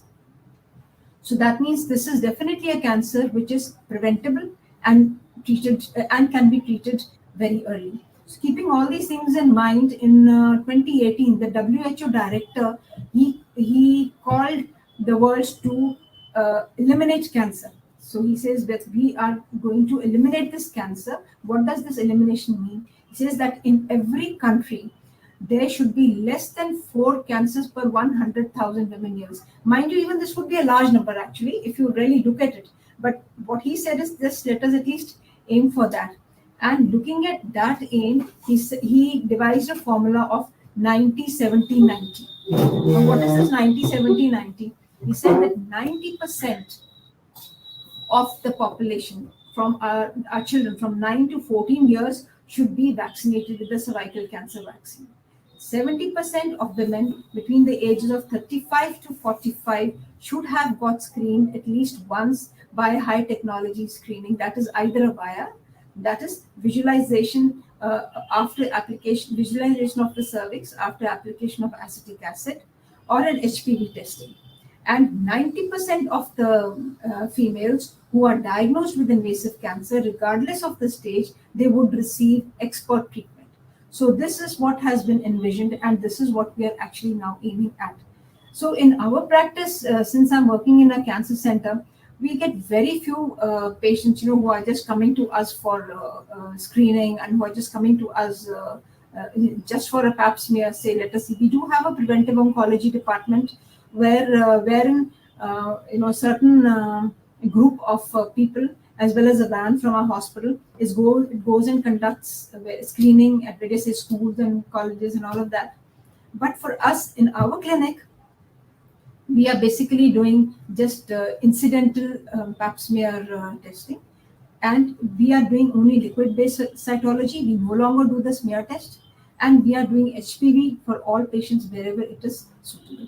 So which includes most cervical cancer patients and also vaginal and vulval cancers. Because we know that now the newest classification, histopathological classification of cervical cancers for both squamous cell carcinomas and adenocarcinomas has been categorized into just two categories: squamous cell HPV associated and squamous cell non-HPV associated. This is true for both squamous cell carcinomas as well as adenocarcinomas. Yes. Dr. Satinder, since now we know that especially for early cervical cancers, surgery is still the cornerstone of management. In surgery, has there been any change in the last 10 years with how these cancers have been operated or how they have been dealt with? Yeah. So, as for majority of the cancers, to begin with, very early, everybody used to go in for an open surgery. But then came the era of minimally invasive surgery or laparoscopic or robotic surgery. And now the trend is that everybody has been pushing, even the patients want that the patient should, the relatives want that their patient should undergo a laparoscopic or a minimally invasive or a robotic surgery. Yes, definitely there are advantages of laparoscopic surgery because the hospital stay is less, the morbidity is less, there's less blood loss.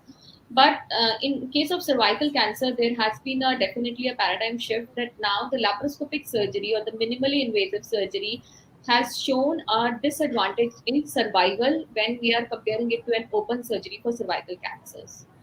So it has been seen that the overall survival of the patient comes down if the patient undergoes a minimally invasive surgery. The relapse rate is higher. So that is why now we have started recommending open surgery for cervical cancer as of now. And the minimally invasive surgery is being done only in research settings because we are trying to find out various ways and means by which we can actually balance the survival. So it is still being done only in research setting. But for general, majority of the centers, even us, we are doing only open surgeries for early cervical cancers. Yeah, so we That's have right. gone in. Quite agree with that. Yeah, so we have gone from an era of open to minimal access and now back to open surgery for as far as cervical cancer is concerned. Coming to Dr. Rangarao sir, in the chemotherapy in cervical cancer, has there been any change in the practice? Has addition of chemotherapy made a difference, especially in the advanced cervical cancers? And are there any newer agents that have come in the treatment of cervical cancer? Right. So in the patients who have locally advanced cervical cancers, the standard of care is a chemoradiation. Earlier, we were resorting to some kind of a chemotherapy before either surgery or before the radiation, but that practice is now more or less given up because the evidence never suggested that it is beneficial for the patients. So the standard of care, unless the patient has got a metastatic disease up to 4A, is the chemotherapy along with the radiation, and the chemotherapy consists of a cisplatin or a carboplatin, whatever the condition is. And we also are probably now giving the dual combination of paclitaxel and carboplatin. That is sometimes it is being resorted to. Gemcitabine is another newer drug which has been investigated. It's highly radiosensitizing agent, and then when it is used in a research setting in a very guarded doses, probably it is also done good. The another thing which has come up is that after the chemoradiation in these advanced cases, there have been many trials, many retrospective analysis, meta-analysis suggesting the role of further chemotherapy. Now, that's a highly controversial subject.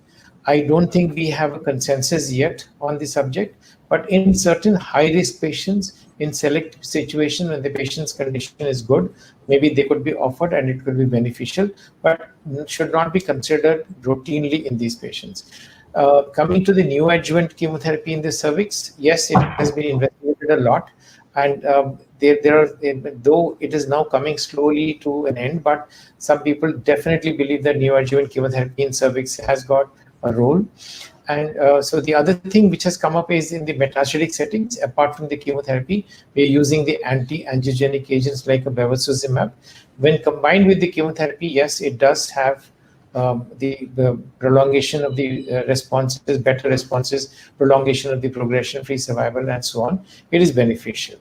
We don't have much of an information about the immunotherapy, though they're coming up now and they're under investigations. And the other targeted agents and other agents are still to be explored. I think that's a summary of the thing. We have made some progress, but not complete progress in these cervical cancers. Dr. Satinder, your take on neoadjuvant chemotherapy in cervical cancer, especially in locally advanced, is it beneficial?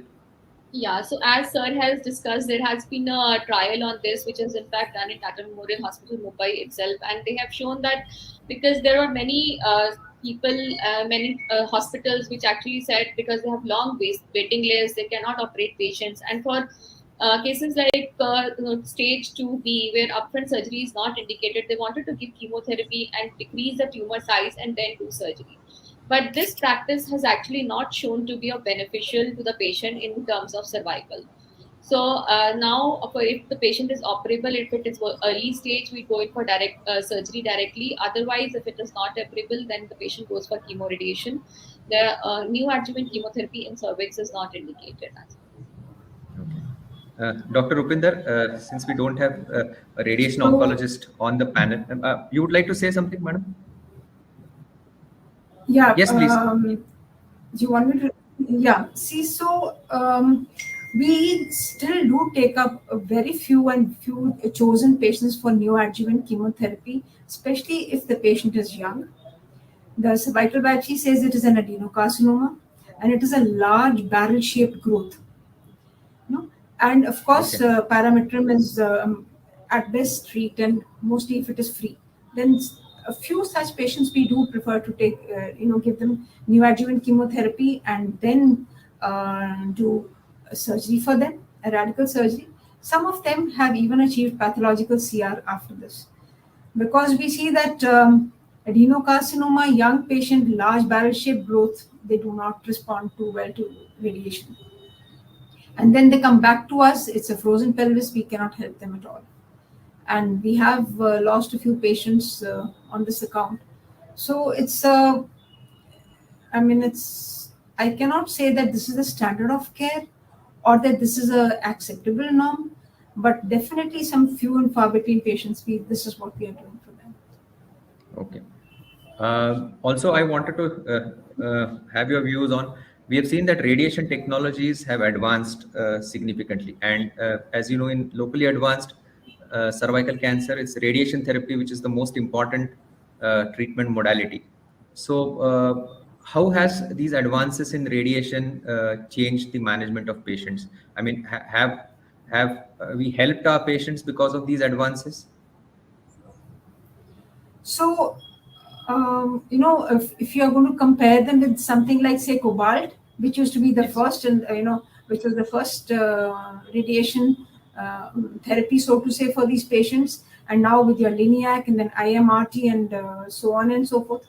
So perhaps definitely the patient is better, more so with IMRT, and we have lesser of them coming back to us with bladder problems and with rectal problems. And definitely the patients who are coming to us with, say, radiation cystitis or radiation proctitis, with either hematuria or a bleeding PR, are definitely lesser than what they used to be before. Yes, so I think definitely these advances like IMRT and yes, please go on, man. Yeah, so one is not really very sure that is it because of the advancement, because then patients who take Liniac are also not coming back to us with all of this. Mm-hmm. So one is not really very sure. On a head-to-head trial, of course, the radiation oncologists do claim that IMRT does lead to lesser complications post-radiation. But when it comes to patients coming with complications to us as a clinician, it's just the same. Okay. Now, one last question, and then we'll move to the round two. Now, to talk about uterine cancers or endometrial cancers. So, Dr. Satyendra, can you just briefly touch upon like what are these cancers and how is the management changed for these cancers? Has the incidence increased? So endometrial cancers are basically the cancers of developed nations because it has got risk factors like diabetes, hypertension, obesity. So well-fed population, or we can say high socioeconomic status, is the cancer of these people. And the incidence in India is also rising, but definitely the incidence is much higher in developed nations. Majority of these patients, 95% will be more than 45 years of age. We get very few young patients, less than 5%. And they will present with postmenopausal bleeding or intermenstrual bleeding, which is usually the first time. And this is actually an indicator. And since most of the patients will present with postmenopausal bleeding, so these patients are diagnosed at an early stage. Almost 80% of the patients will be in stage 1, and surgery is a good option for them.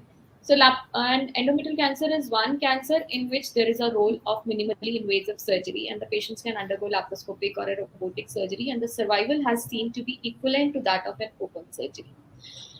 Very few patients do require post-op adjuvant radiation and chemotherapy also.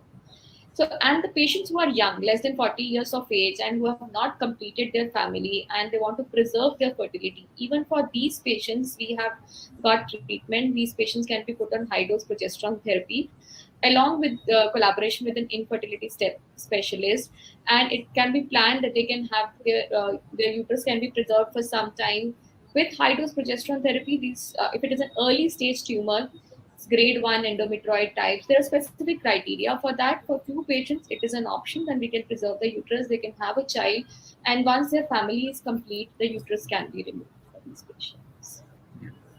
Okay, thank you. Dr. Rangarao, sir, we all know that the management of endometrial cancers after surgery, that is the adjuvant management, is most confusing with so many directives. And can you just briefly touch upon it?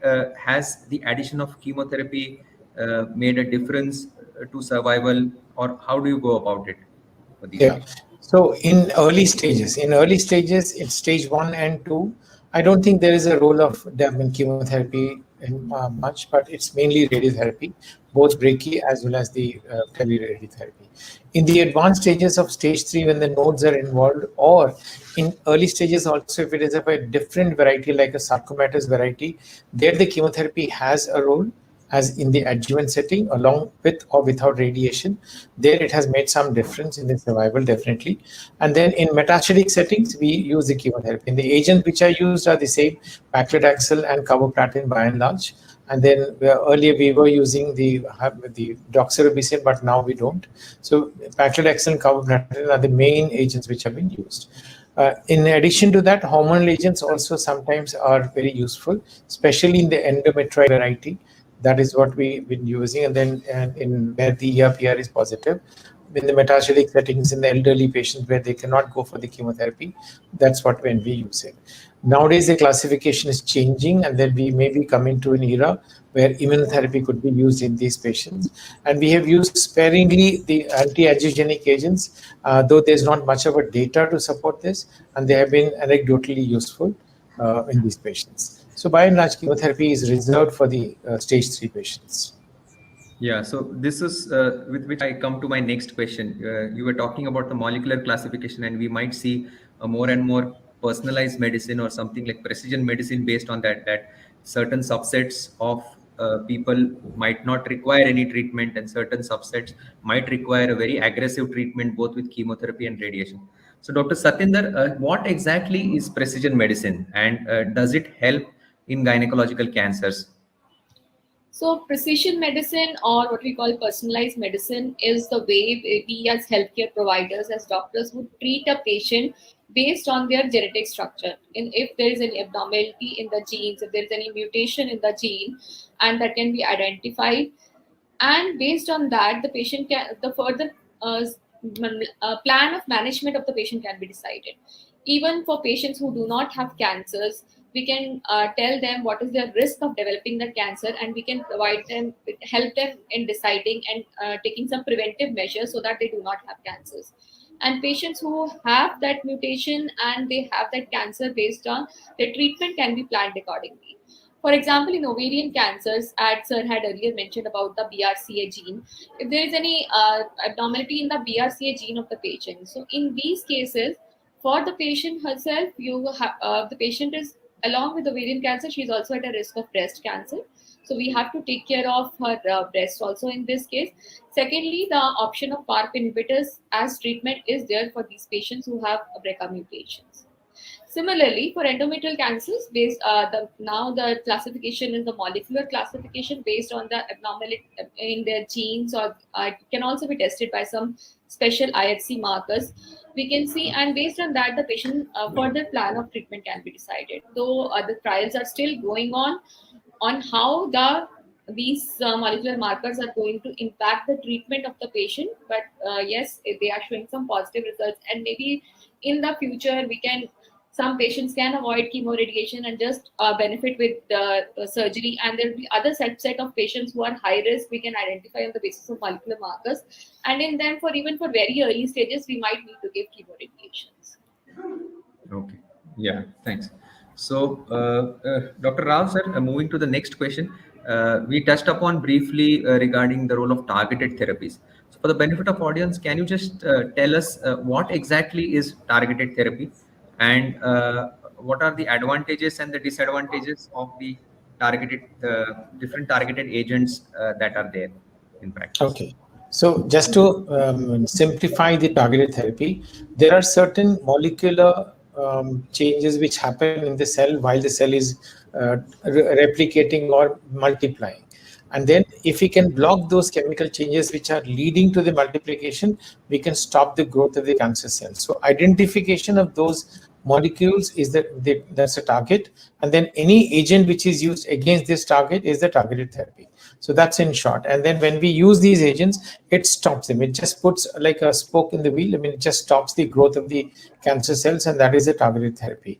So to explain further, one of the targeted therapies is anti-angiogenic therapy, which means the cancer tumor, whenever it is increasing in size, it makes its own blood vessels. And these are formed by stimulation by some of the molecules, chemicals which are produced in the cancer cells. And then blocking those chemicals would stop the blood vessels, and that is what is anti-angiogenic therapy, stopping the blood vessels so that now the cells starve of the oxygen, of nutrients, and then they naturally die. So that's one of the targeted therapies. Another thing is the hormonal agents. They act against the estrogen, progesterone receptors, and there are many other targeted agents in it. But in general, in the gynecological cancers, anti-angiogenic agents have been used in the ovarian cancers and in the cervical cancers, much less in the endometrial cancers.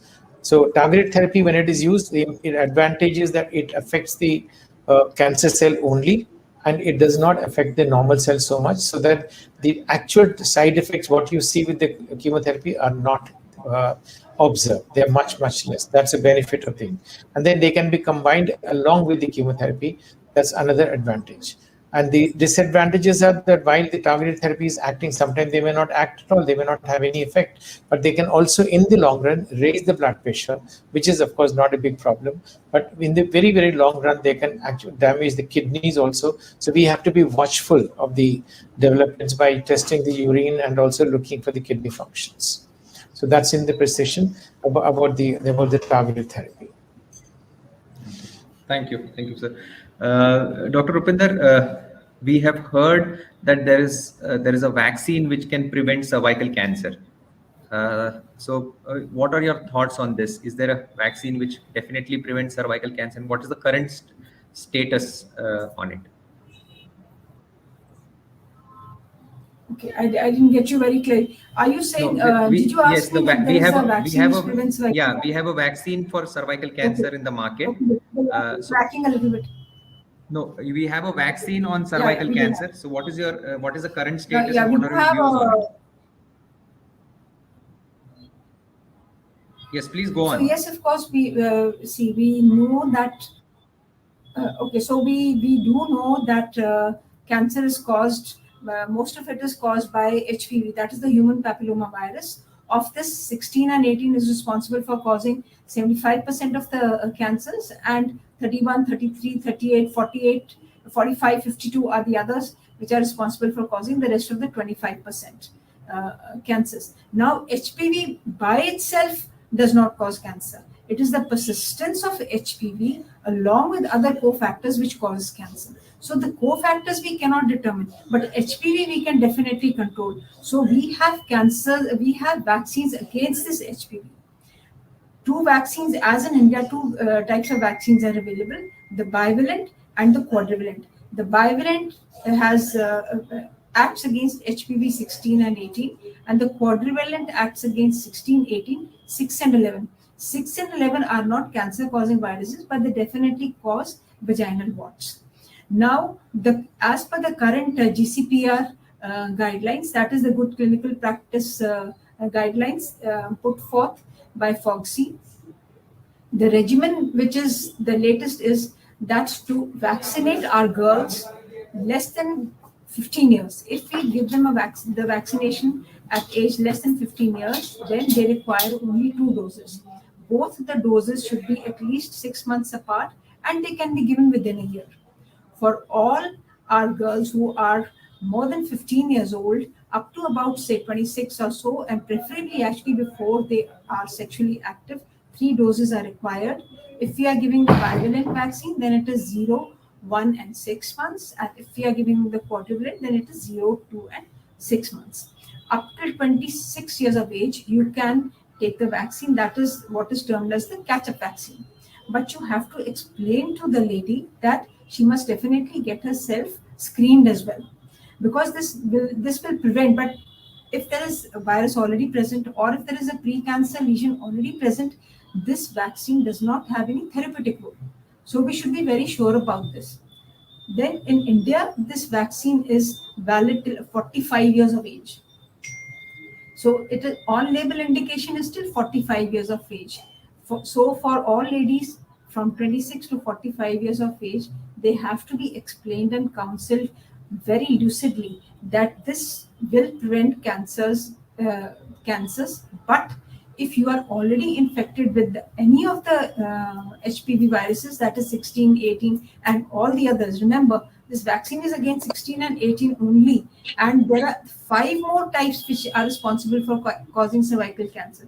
So it is very important for you to get your pap smear done, or a cervical cancer screening smear done. Along with that, you can also get yourself tested for HPV, that is the human papilloma virus.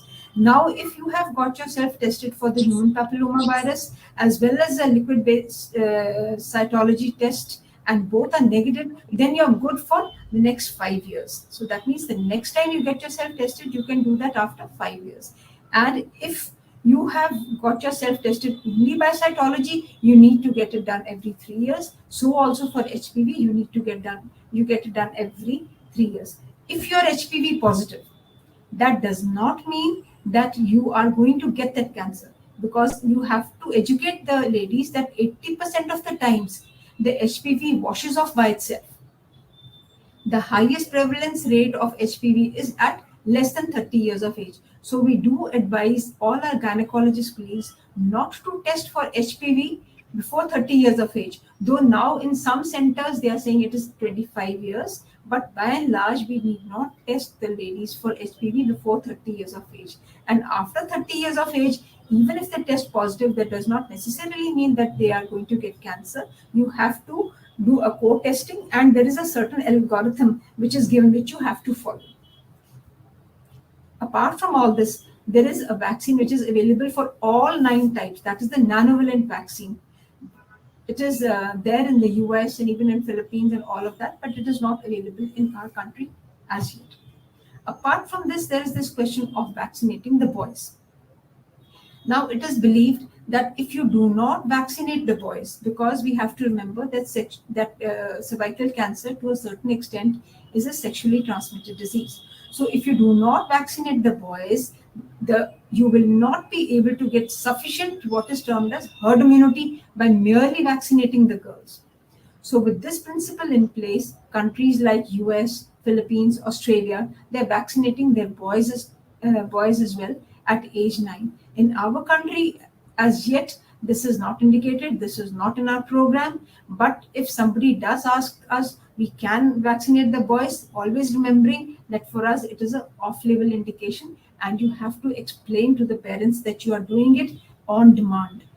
Secondly, another thing is that unfortunately this HPV vaccination is yet not incorporated into our immunization program. So it is a category 2 vaccine. The meaning of this would be that for a category 1 vaccination, the government is paying for the vaccination. However, for a category 2 vaccination, you have to bear the cost of the vaccination yourself. This vaccine is available with all the chemists and by and large can be obtained on a prescription from any practitioner, whosoever it might be. Okay, thank you. Now, coming to the last question in the panel discussion,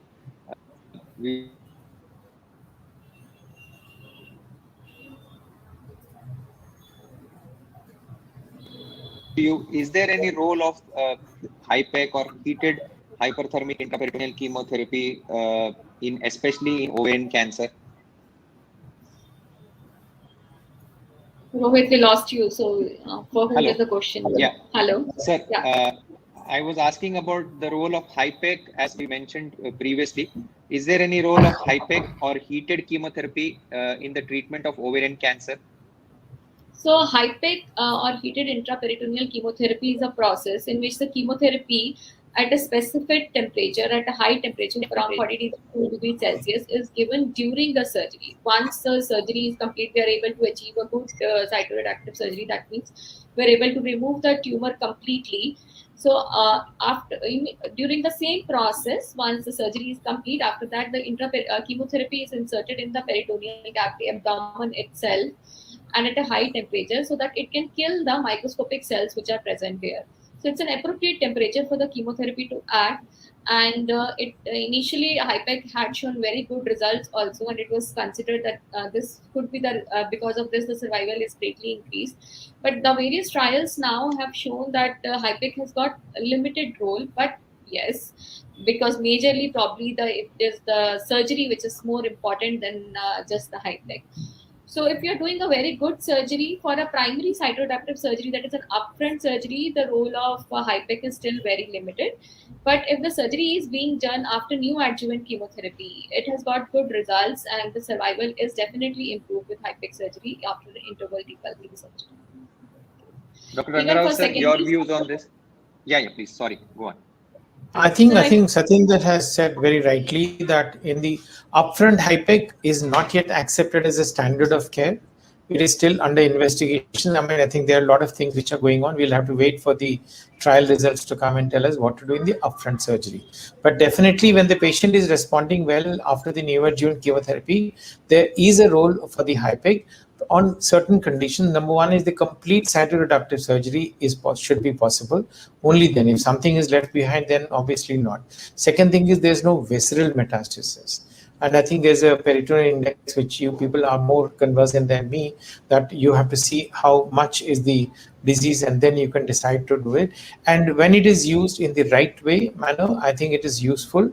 It prolongs the progression-free survival by at least 6 months to 1 year. I think that's a bottom line. I think which when I would also encourage in selected patients when it is carefully done by the experienced team.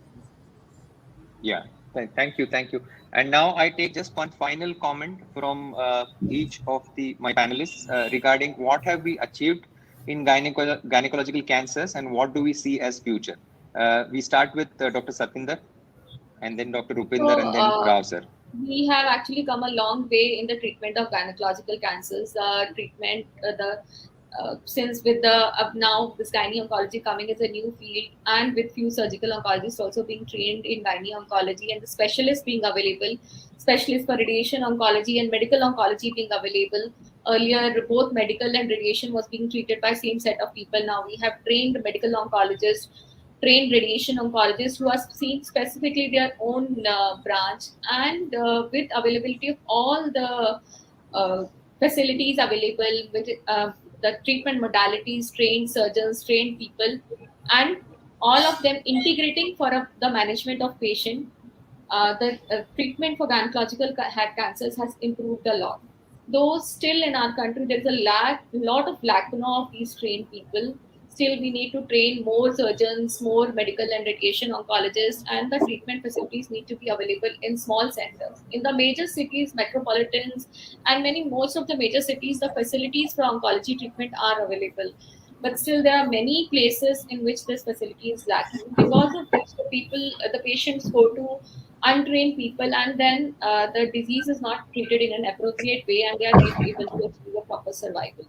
So definitely our government needs to look into it, and especially for preventive strategies for vaccination, state it has to be included in national immunization schedule, and screening and vaccination needs to be promoted by the government itself.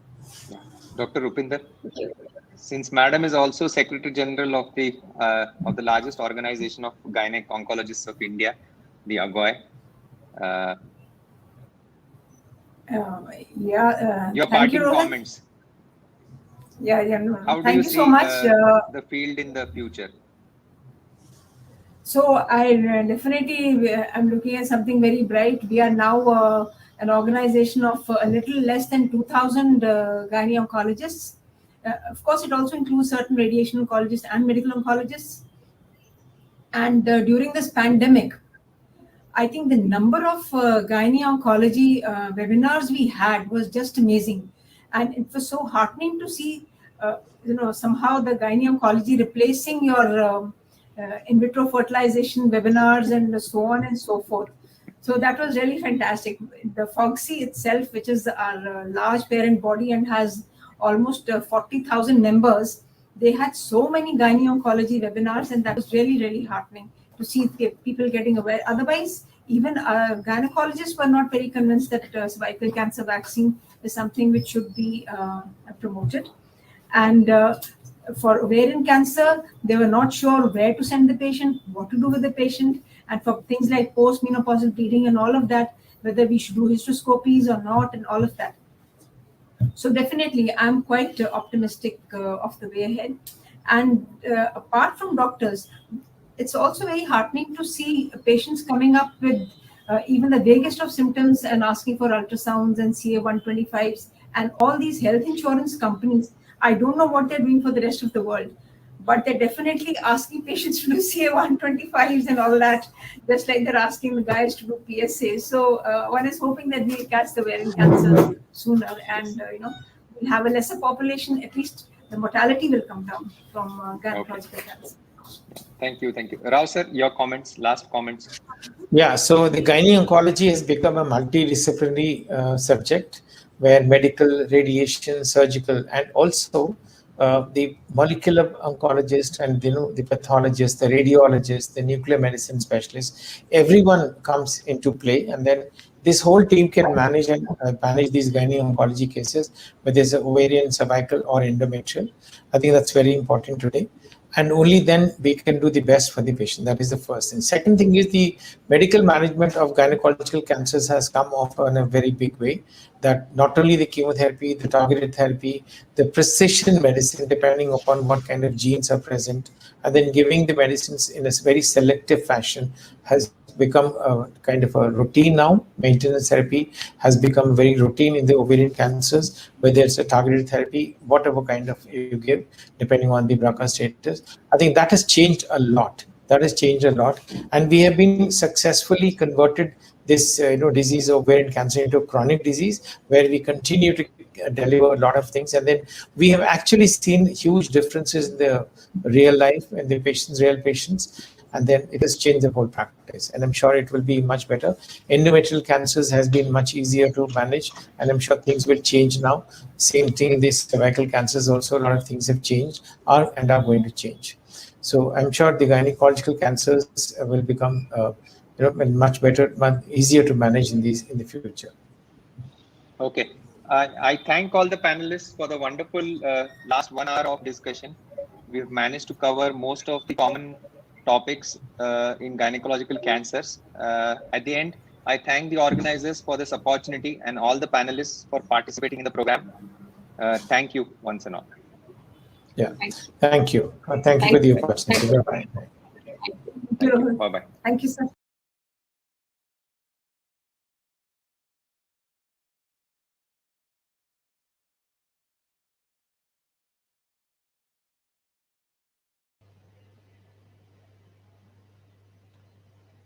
Good morning. My name is Sudeep Gupta. I am a medical oncologist at Tata Memorial Center and the director of ACTREC. My area of specialization is breast and gynecological cancers. I am delighted that Voice of Healthcare is organizing this program and other programs in the context of gynecological cancers awareness. We know that gynecological cancers are perhaps the most important cancers that occur in women, in particular cervix cancer, ovarian cancer, endometrial cancer, and some other less common cancers. Some of these cancers are preventable or are amenable to early detection. In cervix cancer, we have more than 9 to 10 decades of experience of screening with highly effective techniques such as pap smear, visual inspection of the cervix with acetic acid, and more recently, HPV-based testing. And all of these techniques have led to early detection of cervix cancer at a stage when it has not yet become an invasive cancer, and at this point of time, it is highly 100% treatable. I strongly urge all healthcare professionals as well as members of the public, including women, to present themselves and undergo cervix cancer screening at the appropriate age and at appropriate intervals with one of the proven techniques. Ovarian cancer, unfortunately, does not have any specific symptoms in the majority of women. They present with abdominal discomfort and other vague symptoms. So therefore, most of the patients are diagnosed when the cancer is already in stage 3 or stage 4. Again, I urge all women, if they have persistent non-specific symptoms that pertain to the abdomen or the lower abdomen, they should not neglect these symptoms, but promptly evaluate themselves with the help of a healthcare professional for one of the reasons for this discomfort. Uterine cancer, most importantly endometrial cancer, is again a highly treatable cancer, and one of the strong risk factors for endometrial cancer is obesity. As you all might know, obesity and overweight are also linked to 8 or 9 other cancers. So therefore, it is in our interest, in the interest of our society, that we undertake regular exercises, diet control, and prevent the epidemic of obesity and overweight that is likely to overtake us in the decades to come. In terms of symptoms, endometrial cancer patients often present with abnormal uterine or vaginal bleeding. Most of the patients are detected in the early stage, at which point of time uterine cancer or endometrial cancer is highly treatable, and the overwhelming majority of patients can expect to be cured of their disease if they undergo surgery and treatment by trained oncologists. My message is not to be deterred, not to be pessimistic about the possibility of having a gynecological cancer. It can happen to anyone. Be aware about the symptoms and other risk factors. We should try to prevent these cancers as much as possible, but if detected early, most of them are highly curable. Thank you very much for having me on this program.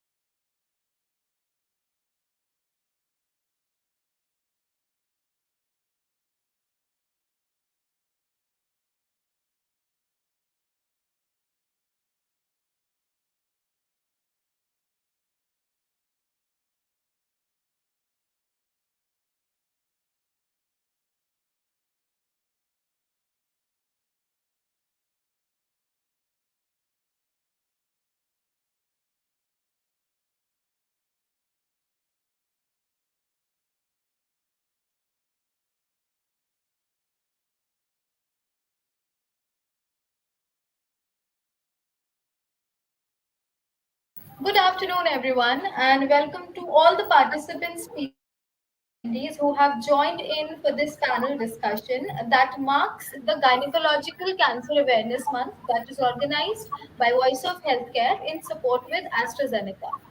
The topic of this specific panel discussion is Evolving Landscape of Genetic Testing in Gynecological Cancers, Indian Scenario.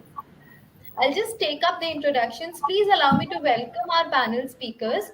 First off is Professor Dr. Somashekar SP. Sir is Chairman and HOD Surgical Oncology, MHEPL Consultant, Surgical and Gynec Oncology and Robotic Surgeon, HIPIC Super Specialist, Manipal Comprehensive Cancer Center. Thank you, sir. Next up is Dr. Prasad Narayanan. Sir is Senior Consultant and Director, Medical Oncology, Site Care Cancer Hospitals. We have Dr. Mansi Shah, who is Consultant Medical Oncology, HCG Cancer Center, Ahmedabad. Dr. Shah is up to join. She'll be joining in a couple of minutes. Then up we have Dr. Amit Verma. Sir is Consultant Molecular Oncology and Cancer Genetics, in charge of Personalized Cancer Medicine Clinic at Max Hospital, New Delhi. Next up is Dr. Raghavendra Bhatt. He takes care of gynecology oncology at Shimoga, Sahyadri Narayana's multi-speciality hospital. While sharing his experience, Dr. Raghavendra will also be moderating this session. Thank you and welcome to all the panelists again. I would now hand it over to Dr. Raghavendra. Sir, can please take up the session forward. Thank you. Thank you, Kushbu. Very warm good afternoon to everybody. Good afternoon. I'm Dr. As introduced by Kushbu, I am Dr. Raghavendra Bhatt. I'm working as a gynecologist in Sahyadri Narayana Shimoga Hospital. It's a branch of Narayana Hridayalaya, Bangalore.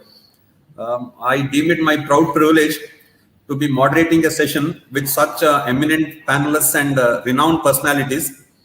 And to top it with Dr. Somashekar sir, I met sir 6 years back as a colleague of one of his patients, and today I'm here moderating a panel where sir is participating. I really deem it my good fortune, sir.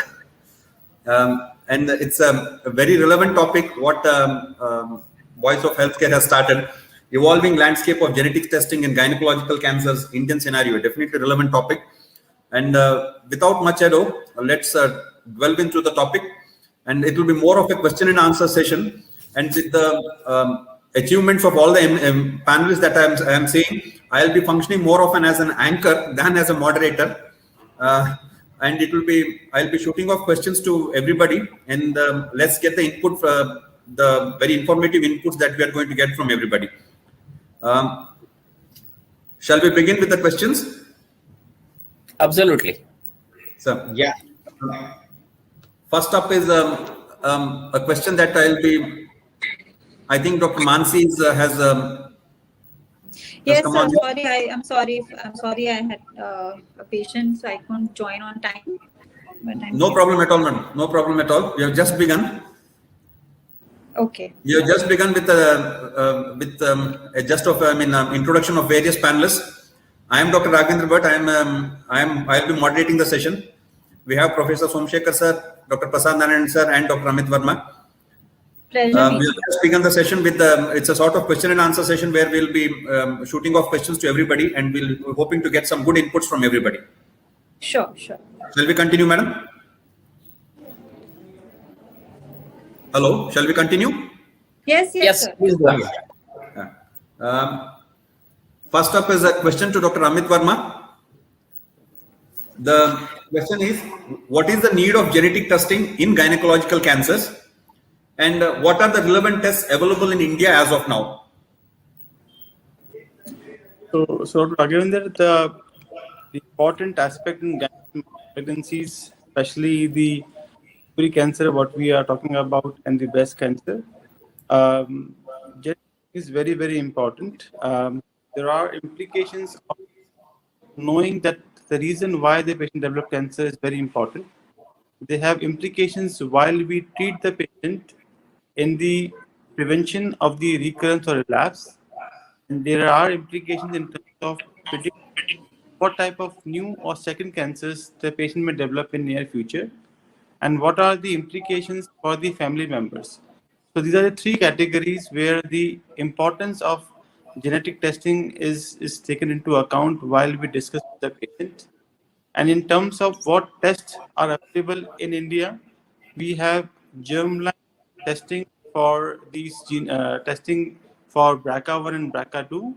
We have germline testing for large gene panel, which is based on the next generation sequencing. We have somatic testing that is done on the tissue blocks for BRCA1 and BRCA2, and a somatic testing which is used for higher gene panel like comprehensive genomic profiling. So these are the four categories of investigations which are being done to identify the patients who are developing these cancers because of the genetic predispositions. Over to you. Thanks for that input. Definitely we'll be hearing over the session this BRCA1 and BRCA2 several times. Definitely, as said by Dr. Amit Verma, it's the prognostication of the of any particular cancer that's going to help us in both in dealing with the patient and their attenders. And obviously, as said by Dr. Amit, it's the family members who also need to be counseled. And the second cancers which are which also need to be understood. We have had patients who have dealt with ovarian CS and subsequently they have come back with duodenal malignancies, rectal malignancies, even laryngeal malignancies. So a very obvious point. And to deal with that and to counsel the patient beforehand and how they should monitor themselves, how they should follow up will be definitely vital. And using this genetic test will be helpful. Thank you for that input. And now I think I'll involve Dr. Somshekhar sir with the, how has this genetic testing helped in the evolving of the cancer management, how the cancer management has evolved based on this genetic testing. If sir can give his inputs. Thank you, Raghavendra Bhatt. This is a very relevant question. I remember 2 decades back when we actually started, navigation in the gynecological oncology malignancy, more so in ovarian cancer. Genetic test was just research oriented and historical. We thought that, okay, we do a testing just to know what is its impact on the other family members. Do they have chance of getting it? So, but now, come last decade, the whole treatment is personalized medicine, molecular level, and genetic treatment.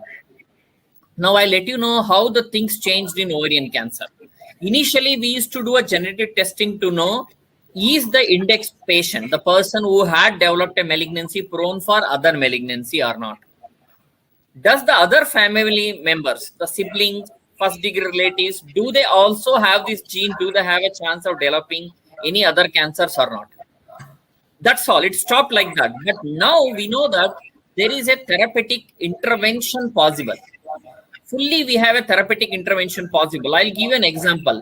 Now, this all changed with the Australian study, which showed even when there is no history of hereditary cancer in the family, or there is no history of familial cancers in the family, 16% of women with high grade ovarian cancer can harbor BRCA1, BRCA2. And if we now do this test either by somatic in the tissue or in the blood, which is germline, if they are found to be positive, not only it changes the outcome for their family, for the index patient. How? Number one, if they are BRCA positive, they are highly platinum sensitive, cisplatin sensitive. Second, if they are BRCA1, BRCA2 positive, not only ovarian cancer, peritoneal, they are prone for breast cancer. So we need to look and treat that or do risk reduction treatment for them. Number 3, one of the other most important option in ovarian cancer other than surgery, chemo and PARP inhibitor, olaparib is a intraperitoneal based therapy, either a HIPEC or other. Now the Chicago group of gynecological cancer published a large study which showed a hyperthermic intraperitoneal chemo is highly effective in BRCA mutated patients. So look at what it changed to patient and family. Family can do a risk reduction medical management or surgical management. Patient not only will be sensitive to platinum, they're platinum sensitive, so their recurrence is late. Platinum sensitive can have multiple line of chemo. They can have PARP inhibitors if they are immediately after surgery, or if they recur, it adds extra 3 years of overall survival. And also they're eligible more for HIPEC. So you can see now that this genetic change to patient, family, and everybody. So it is something which now everybody is incorporating in their practice in gynecological malignancy day to day. Thank you for that input, sir. It's probably very relevant in the way which you have described and way which you have told that it shows clearly the way it has changed. The whole management, what you were practicing 20 years back to the present scenario, it has changed drastically and for the good. And probably what Dr. Amit Verma is doing, personalized cancer care, probably this is where that's what it is finally. Now it's I'll bring in Dr. Mansi Shah. With a question like, what are the challenges for considering genetic testing in Indian patients? How can we address these challenges? Obviously, the patients, to tune them up to understand that these genetic testing are must, and to understand counsel them about the implications of those tests. How can we? How can we do it? Sir, I just wanted to begin with saying that I think the challenges are two-faced. One is patient-based challenges, and the other are the challenges faced by the healthcare providers. So if we start from challenges from a patient perspective, of course, positive genetic testing, there are psychosocial implications. There is guilt factor that comes along with the family, the guilt for passing on genes. And in terms of the healthcare provider issues, these tests are not very cheap. A large subset of our patients, for them, these validated tests might not be affordable. There is also lack of genetic counselors. So the physicians, they need a lot of time to counsel the family members and the patients in terms of, why these tests are important. I think one of the biggest things is now that we have therapeutic implications apart from the family implications, patients are more and more acceptable because they feel like if they do the test and the test is positive, they have available drugs. Before, like 4 or 5 years, when we didn't have PARP inhibitors, even if we found a genetic mutation, we might not be able to do much with it. So I think the fact that now we have good drugs available and the fact that we are able to change the outcome for these patients, it makes us more comfortable ordering these tests. And I think there is also a level of awareness with these issues.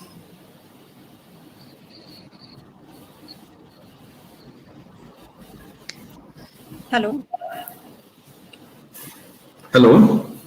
Yeah. Madam, there's some glitches in your video. Yeah, probably the challenges have been. Have you completed, madam? Yes, sir. Yes.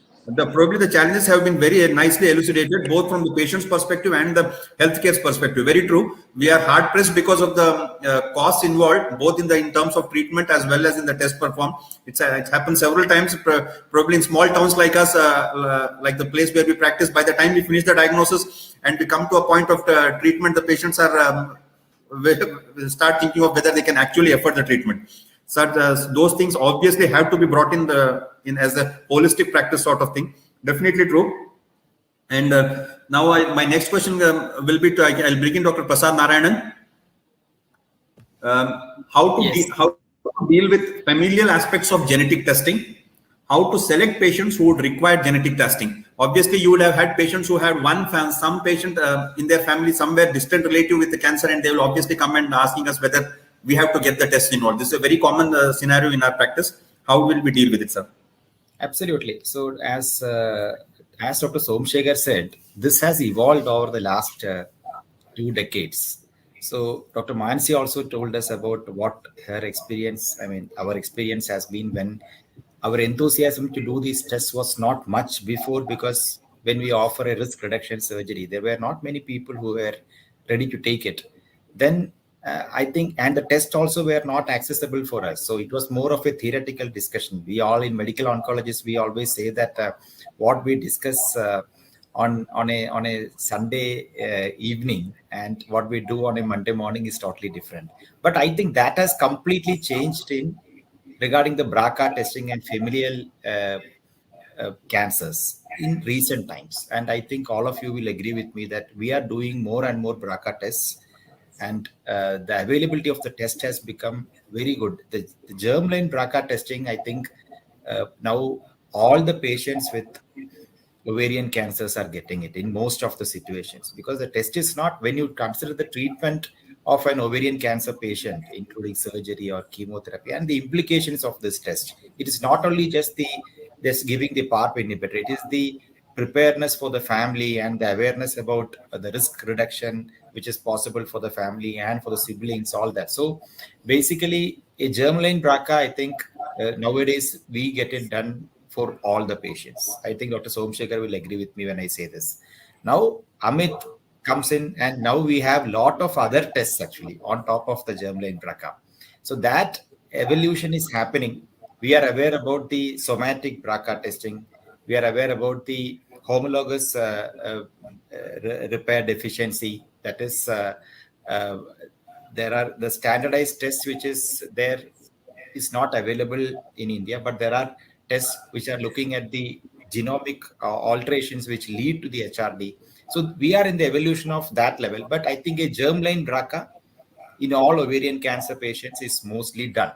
And the therapeutic implications of this, the treatment part with a PARP inhibitor, maybe not in all the patients, because at early stage it is not there, but early stage ovarian cancers are also rare in our practice. So there is a therapeutic implication starting from first line if a germline BRCA comes positive. So I think, to answer your question in one line, germline BRCA is a must for all patients with ovarian cancer, and that I think most of us are doing these days. Now your question of how to deal with the families. So we have we should, when there is a strong family history, we do BRCA testing regardless of family history, because the two data sets published from India itself, there was 25% positivity of germline BRCA, I think, in patients who had no family history. I think Somshekhar was part of that. Maybe he can throw some light on that. So definitely we cannot rule out a germline BRCA testing in a patient just because there is no family history. Now, if there is a strong family history, then we get into the details of that, the family history, depending upon the paternal inheritance or the maternal inheritance, because there are implications in that way towards the male and female children of this particular patient. So that's a detailed thing that happens. Now we have facilities in most of the cities, at least, where genetic counseling has become very common. It is available. Then counseling for the family, and then finding out the exact what is the cause of this, what is the type of the genetic risk, and then I will ask Somshekhar whether he can throw some light on the surgical risk reduction, what % of the patients he's able to do, because that is somewhere I have not been too much successful. I would be very clear that even though we have found out germline BRCA mutations, we have treated patients. We are treating nowadays much more patients with the PARP inhibitors based on that. But there's risk reduction strategies, and what % of the patients actually accept that is something which I think we are not reached that stage. That is my answer to your question.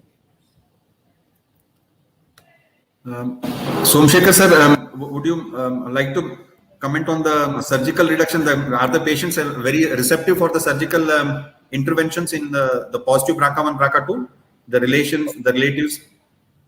Okay, see, I will tell you that we have a genetic lab and genetic counseling center at Manipal Hospital Cancer Center, where I practice. I have 57 families who are various BRCA positive. A lot of them are doctors. You'll be surprised, like, sisters, they're all doctors. So what happens is, there are two issues in this reduction surgery. Issue number one is bilateral laparoscopic salpingo-oophorectomy. Now, this particular issue, there is no argument, because it's a hidden organ. There is no screening protocol available. And even at the first instance, when you identify this malignancy, they are in advanced and survival is less than 20% in 5 years. So this part is not an option. We tell the patient this is mandatory if they have completed the family life. If they are around 25, 30 years, then a lot of challenges, fertility issue, and then, early induced menopause and its impact on the heart bone densitometry. The second issue is bilateral double mastectomy, which everybody knows post Angelina Jolie, era which happened, which gave a surge worldwide. Now, so we have a genetic counseling I do with the three options: active surveillance, one prophylactic surgery at ovary, or double prophylactic surgery at both the places. Now, I am aware that the recent EBCPG trial, which showed that bilateral double mastectomy has only 1% absolute survival benefit at 10 years. So, I normally tell all the patients we do a laparoscopic salpingo-oophorectomy. Breast no mandate to do double mastectomy as long as they are for 6 monthly and once a year MRI follow-up, they don't miss it. Having said that, for salpingo-oophorectomy, the acceptability is very high. 75% of them straight away agree. Less than 10% agree for double mastectomy at presentation, and rightfully yes. So there is a two spectrum I have found in this 50 to 60 families where all the family members are positive. I have this family counseling, regular screening going on. 90% don't agree for risk reduction breast surgery. But I have another group of phobic patients, about 5%, who want all surgery. They want both the breast out, both the uterus out. I tell that no need to, unless you are not a Lee-Fromini syndrome, no use removing the uterus. We are not looking at sarcomas in the uterus. They want uterus, ovary, everything to be done. How much ever I console, they will not. And my genetic counselor tells, phobia is one of the indication to do. Otherwise, they'll never sleep, never become agree. So, pan-India, the risk reduction acceptability to breast surgery and this is less than 10%. Most of them eventually we are able to convince for at least ovaries reduction that has an impact and no screening is available. But we do have 5% phobic patient when they're not required, they want aggressive mutilating surgery all the place. So this is where we sit. Having said that, more and more people now are doing, the best message is to involve a genetic counselor rather than clinician alone. And I now involve the other 57 family members who are themselves BRCA carriers and are on follow-up. I involve them also along with the counselor, and things are little bit pretty much easy. We have to understand here we are not treating patients. They're normal people like any of us walking on the street. And suddenly, because they did a genetic test, life changed for them. So it is very, very difficult. A lot of social issues, ethical issue, insurance issues. Now insurance will say, okay, your BRCA, will you disclose it? They'll deny the insurance claim. Family members may or may not get that coverage. And now, sister is positive. She don't want to tell family member, other sister, it is, ethically moral issues. If sister is BRCA, if I disclose it, other sister can undergo BRCA testing and she can derive the benefit of perfect treatment. But if patient refuses, I can't tell. It is like zero positivity, because they say, no, I don't want my own sister to know I'm related. So a lot of people are there. With the help of a genetic counselor and another BRCA carrier who have lived through this life, we overcome this issue. Thanks for that wonderful input, sir. It's a very practical and everyday experience, which every one of us probably goes through it. And medicine is never a clinical practice alone. It has to be social practice, particularly oncology practice. It has to be social practice involving everybody. And in the times of COVID, the discrimination part is probably much more evident. We can all understand those aspects. Continuing with the session, I will involve Dr. Amit Verma again. As we already discussed, the personalized cancer care which is there, and probably sir is very actively involved in it. And now another question for you. What are the current testing practices and effective approaches for advancing BRCA mutation testing and the management of ovarian cancers in India? What are the current testing practices that you advocate, sir? So for the ovarian cancer testing, I normally start with the somatic BRCA testing or somatic multi-gene testing to begin with, which will give me the high pickup rate of the germline as well as the somatic BRCA alterations. And if that is positive, I go for a germline test, which is to identify whether this BRCA is truly somatic or truly germline, so that I can counsel accordingly. And if both BRCA1 and BRCA2 are negative, both at somatic and germline level, then I recommend for the HRR testing, which can be based on the HRRD score or the HRR genes, which are having implications which can predict the response to PARP therapies. So somatic testing or the tumor testing followed by germline testing, followed by the HRD score and the HRR genes test. This is the algorithm what I follow in my clinics. Thank you for the input, sir. Can I have a comment on this, or can I ask Amit to? Please comment, Dr. Prasad. So all the patients should get a biopsy, right? If you want to do a somatic BRCA to start with, right, Dr. Amit? Yes. Right. And this HRR, what we are doing, I mean, do we have a standardized panel which will give us, or because I know that it is still evolving, and how do we decide the cutoff in HRD also, as well as the panel which we have to look for HRR?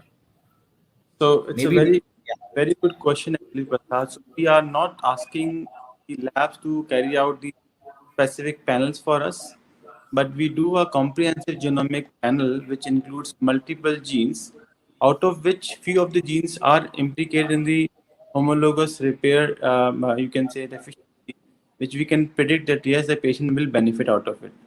One of the labs in India have now started doing HR, which is enabled in a CAP accredited lab. You can few labs to do it for you, but majority of the lab does multi-gene testing, and you have to interpret according to what results come. That is my point on that. In India, we do not have any lab which is offering HRD score, but as per the publications and the recommendations or the companion diagnostics for the PARP inhibitor, the HRD score by the Myriad Genetics is approved by US FDA. So if somebody does not get all these things in their favor and they still want to explore the opportunity of the PARP inhibitors in their treatment, I think we have to offer them as a part of the discussion. I'm very well aware these are very cost expensive tests, which is very prohibitive. Not many people can afford it, but as a part of our protocol, we should know and apply it wherever we can. Thank you for that input. I would again like to bring in Dr. Somsekhar, sir.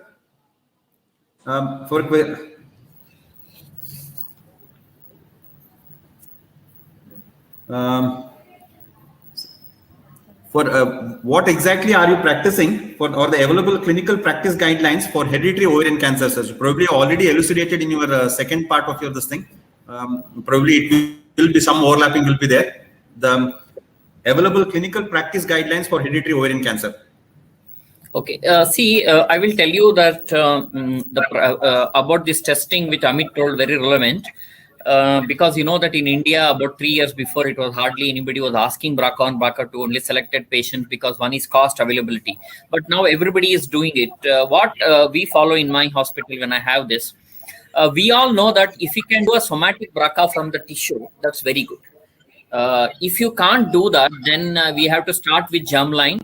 And if germline is positive, then somatic invariably has the same. If it is not, about 5 to 7% would have. So in my hospital, what I do is we have both somatic and germline in-house in our lab. If I have a tissue, I always prefer and do somatic. Otherwise, if patient is not ending up with surgery, they're diagnosed on a cytology or a fluid or a cell block or something like that, we do germline. If it is negative, I always do a somatic. So we practice this particular area. Now, if we identify hereditary breast ovarian cancer panel, number one thing I would do is I will check what mutations they are. Is it straight away mutation or variants of unknown or VUS, and from which lab it is done, what is the quality control of that lab and where we are. Immediately, I have a counseling session with my genetic counselor in my institution. And I, as a clinician, sit with them and organize and then work out, and then genetic counselor looks at it. Then I looked at what patient is expecting and what is the family member, what is the pedigree, and we make a family tree immediately. Now for the index person, I look at what is the age at which they are come. Is it 25, about 25, family life completed, not completed.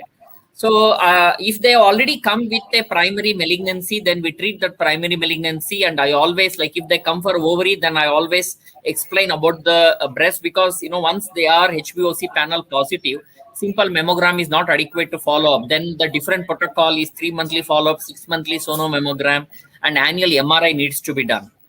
Then I voluntarily discuss with the patient about risk reduction, selective estrogen receptor modulator medications as per the P2 trial, which it is possible. If they come for the breast, then I always convince them, when I do a breast cancer treatment, I do a laparoscopic selfing oophorectomy. So basically, I see their age, their family pedigree, at what biological age they are, and what married and then family life they are at, and then what are their expectation, and what is their follow-up protocol, education status, accessibility to a major center, go back. Based on this, we tailor make the whole treatment. And I always convince them to reveal that they have, and call all the family members, and we at a family, all the family members, we screen them for HbOc, and their children invariably after they are adult, because, you know, I can't do at 10, 18. So once they are adult, 18 plus, then I do them, map it out, and I keep it, and then I explain them, you know, no need to worry, no panic. It doesn't mean you develop malignancy. Then when they complete their married life, we do it. So it's a complex process, but it helps to navigate as a clinician friend and a genetic counselor, and making them part of it, and not breaking everything in one time. I have this habit of doing multiple sessions at multiple time, and then helping them, taking them navigate, and giving small information over 5 to 6 things, and then giving enough literature, and then calling them back again. And invariably we navigate, and they feel comfortable, and the family do feel comfortable. So this is how I took with all my 57 families, which I actually currently treating. Thank you, sir. The very nice way of that small recurrent settings that you said, that's the way probably we'll have to break the things and break down the things and make the patient acceptable. Because the first thing anybody will, malignancies or seropositivity, the first thing will be denial. That's what will be there. And probably this small sessions involving your counselors will go a long way in making the patients understand the implications of the things. I'll bring in Dr. Prasad Narayanan now. Sir, immunotherapy for gynecological cancer, current applications and future directions. Probably we will move from genetic testing to genetic treatment in a few decades. As sir said, we were from what was there before 2 decades, and now it has changed immensely. And probably 2 decades down the line, we will be probably thinking of genetic treatment also. And what is your take on this, sir? Right. So very interesting question. When you talk about immunotherapy in ovarian cancer, I think even giving PARP inhibitors is a part of, there is an immunomodulatory effect. So all these are targeted therapies have got an immunomodulatory effect. Even giving the VEGF inhibitor bevacizumab, that is also has got an immunomodulatory effect. But in the present era, when we talk about immunotherapy, we should talk about the most popular or the most or the hot topic of immunomodulation, that is using checkpoint inhibitors. So checkpoint inhibitors are used in ovarian cancer very, very minimally as of now, because the data is still evolving. We have data on from the group of solid tumors where there is MSI high, that is microsatellite unstable tumors, where there is a role of giving immunotherapy. So there we have approval for pembrolizumab as a drug in ovarian cancer. But other than that, in early stages or as maintenance, ovarian cancer is not one area where checkpoint inhibitors have come in a big way. But definitely the immunomodulatory effects are used in ovarian cancer, because both the maintenance with bevacizumab and the maintenance with PARP inhibitors have shown survival advantage in ovarian cancer, and that has got a immunomodulatory function as well. So to answer the question, checkpoint inhibitors still evolving. There's a small role in MSI high, but definitely the targeted therapies, that is the VEGF inhibition and PARP inhibition, has come big way. And there is a large majority of the patients with ovarian cancer at some point of time will get these therapies. Probably as the world moves on and as things evolve, we'll get to see immunotherapy more and more, and probably it will all end up in the genetic testing, genetic treatment. in genetic treatment or genetic modifications, probably a few decades down the line. My final question, before we enter up with some sort of discussion on our own, I will bring in Dr. Mansi Shah. Probably we have discussed this already in the course of the session. We have discussed a few points of this, but again, to categorize or to make it more categorical, should genetic tests be routinely opted in clinical practice? Probably we are already doing it as elucidated by all the panelists. Should we be routinely doing it in general practice? Are we there yet? Probably we are there yet. So yes, I think as discussed, I think genetic testing is more readily available. Before there was just the myriad patented test which was available, but now we do have a lot of Indian companies who are offering these genetic tests, which are definitely less costly. So I think germline BRCA1, BRCA2 mutation, everybody is pretty comfortable ordering and testing along with genetic counseling. The somatic test panels is where the problem is, because I don't think we have very good validated tests except for the foundation and the myriad testing. However, we are trying to make do with the somatic testing associated with the BRCA mutations and BRCA-like mutations. That is something that I think we make do with, knowing that it is not the most validated form of testing. And we're definitely doing it. I mean, I think in clinical practice, almost 100% of the ovarian cancer patients get counseled for it. And then, probably at least I think 50 to 60% of the patients do opt for the testing. So I think it's definitely there in clinical practice now. Very true, very true. As elucidated by other panelists also, the evaluation of genetic testing in the primary ovarian malignancy has already become a routine now. And going forward, it will be applicable in all the cancers more and more so. Finally, before winding up the session, we'll have some take-home messages as from all the panelists. Shall I begin with Dr. Somshekhar, sir? Absolutely. See, take-home message is ovary cancer was always called a silent killer. This is an irony of oncology. Here we have a disease which is highly chemosensitive, platinum sensitive. And dramatic response happen. New adjuvant chemo 3 cycles, CA125 normal. Adjuvant. But majority fail in 16 months biochemically, and most of them don't live beyond 60. It is such an irony. We have such a good medical oncology based this one, but unfortunately not. So this is because of two reasons. Number one, most of them come in advanced stage 3 because they're asymptomatic. Because there is no screening protocol, people don't. That is number one. Number two, we treat all CA ovary blanket surgery chemo. First time in the history of ovarian cancer. Doublet chemo, advanced surgery, IP therapy, HIPEC. None of them added too much of life, 3 months, 4 months. But first time we have a personalized genetic-based treatment of knowing the mutations in the blocks or the germline and adequately treating them with right PARP inhibitor adds 3 extra years. So little and so huge benefit. And we should not deny this patient. So whenever we have such advanced gynecological malignancy, I recommend for patient messages, please maintain your health, get the right for all the malignancy, go to your doctor. For clinicians, beyond the conventional surgery chemo treatment, try to bring it out and then, do a proper treatment and then consider these newer molecules which change the lifespan of the patient. So these are the 2 messages I want to give. Tissue is precious. Don't throw it. Please do a good testing in the lab. If you can't do now, most of the companies are providing that at a very good cost. And then the cost, we will leave it to the patient because cost is relative, let them know the value for which they get and then we should do. Because no other medicines in the history of ovarian cancer or surgical advancement or medical onco ever made such a huge impact of so many years in recent time in ovarian cancer. And we should embrace it, publicize it, give the option to the patient, let them take the call. Wonderful message, sir. Acceptance and following the advice is probably the underlying factor, underlying thing for all the patients to follow. Dr. Prasad Narayanan? Yeah, so my message is also in the lines of Dr. Somshekhar.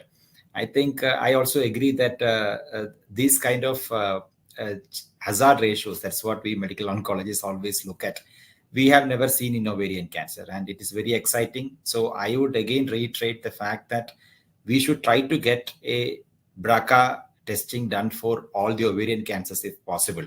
And we should not miss out a patient who will get this benefit of therapy with a potential PARP inhibitor at some point of time. And as you said, there will be a time when definitely we will be treating ovarian cancers also, just like how we treat lung cancer, where at least 40% of the patients are now treated without chemotherapy.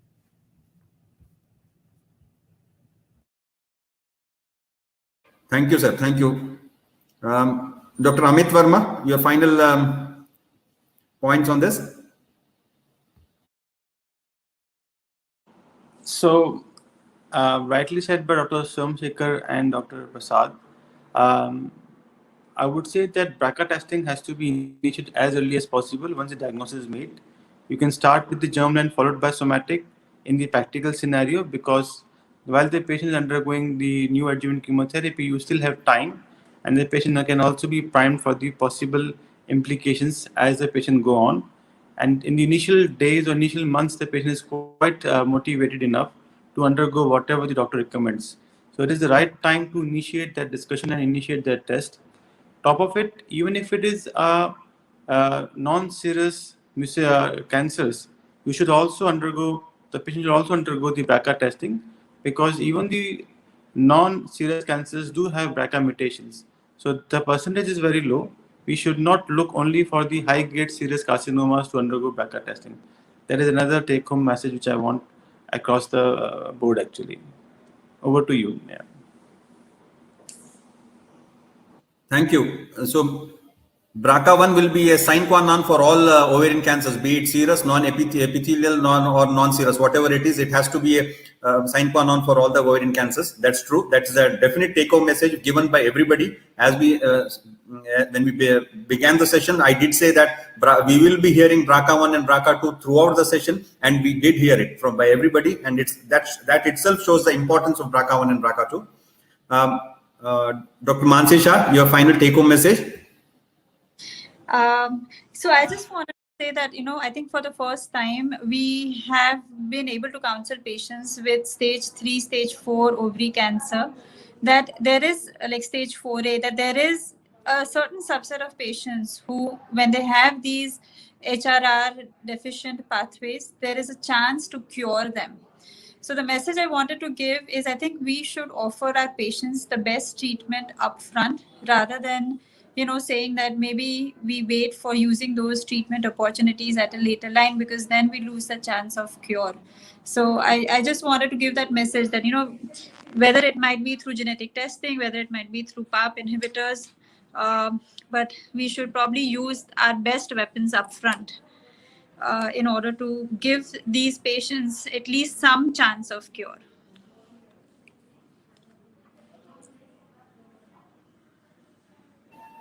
Thank you, madam. Probably that the final as told by everybody would be hit hard, hit early. That's the thing. And I had heard Dr. Somsekhar sir counseling the way initially I had heard him counseling one of my colleagues. If you have a recurrence, I will operate. I'll give you another 10 years of life. Don't worry. Probably that's the way it goes. Detect early, make them understand, counsel them, and make them accept those tests. And probably only the acceptance will give you the right line of management can be adopted only once the patient as well as the doctor accepts the same facts, and then we can move ahead. Thank you, everybody. It was a wonderful session. I had already said that with the eminence of the panelists that are here, I will be functioning more as an anchor rather than a moderator, and I will still vouch by it. It was definitely a very informative session, and I have also been sort of educated because of all the inputs. And going forward, probably Voice of Healthcare will be arranging some more such sessions, and it will be helpful for everybody. Thank you, everybody.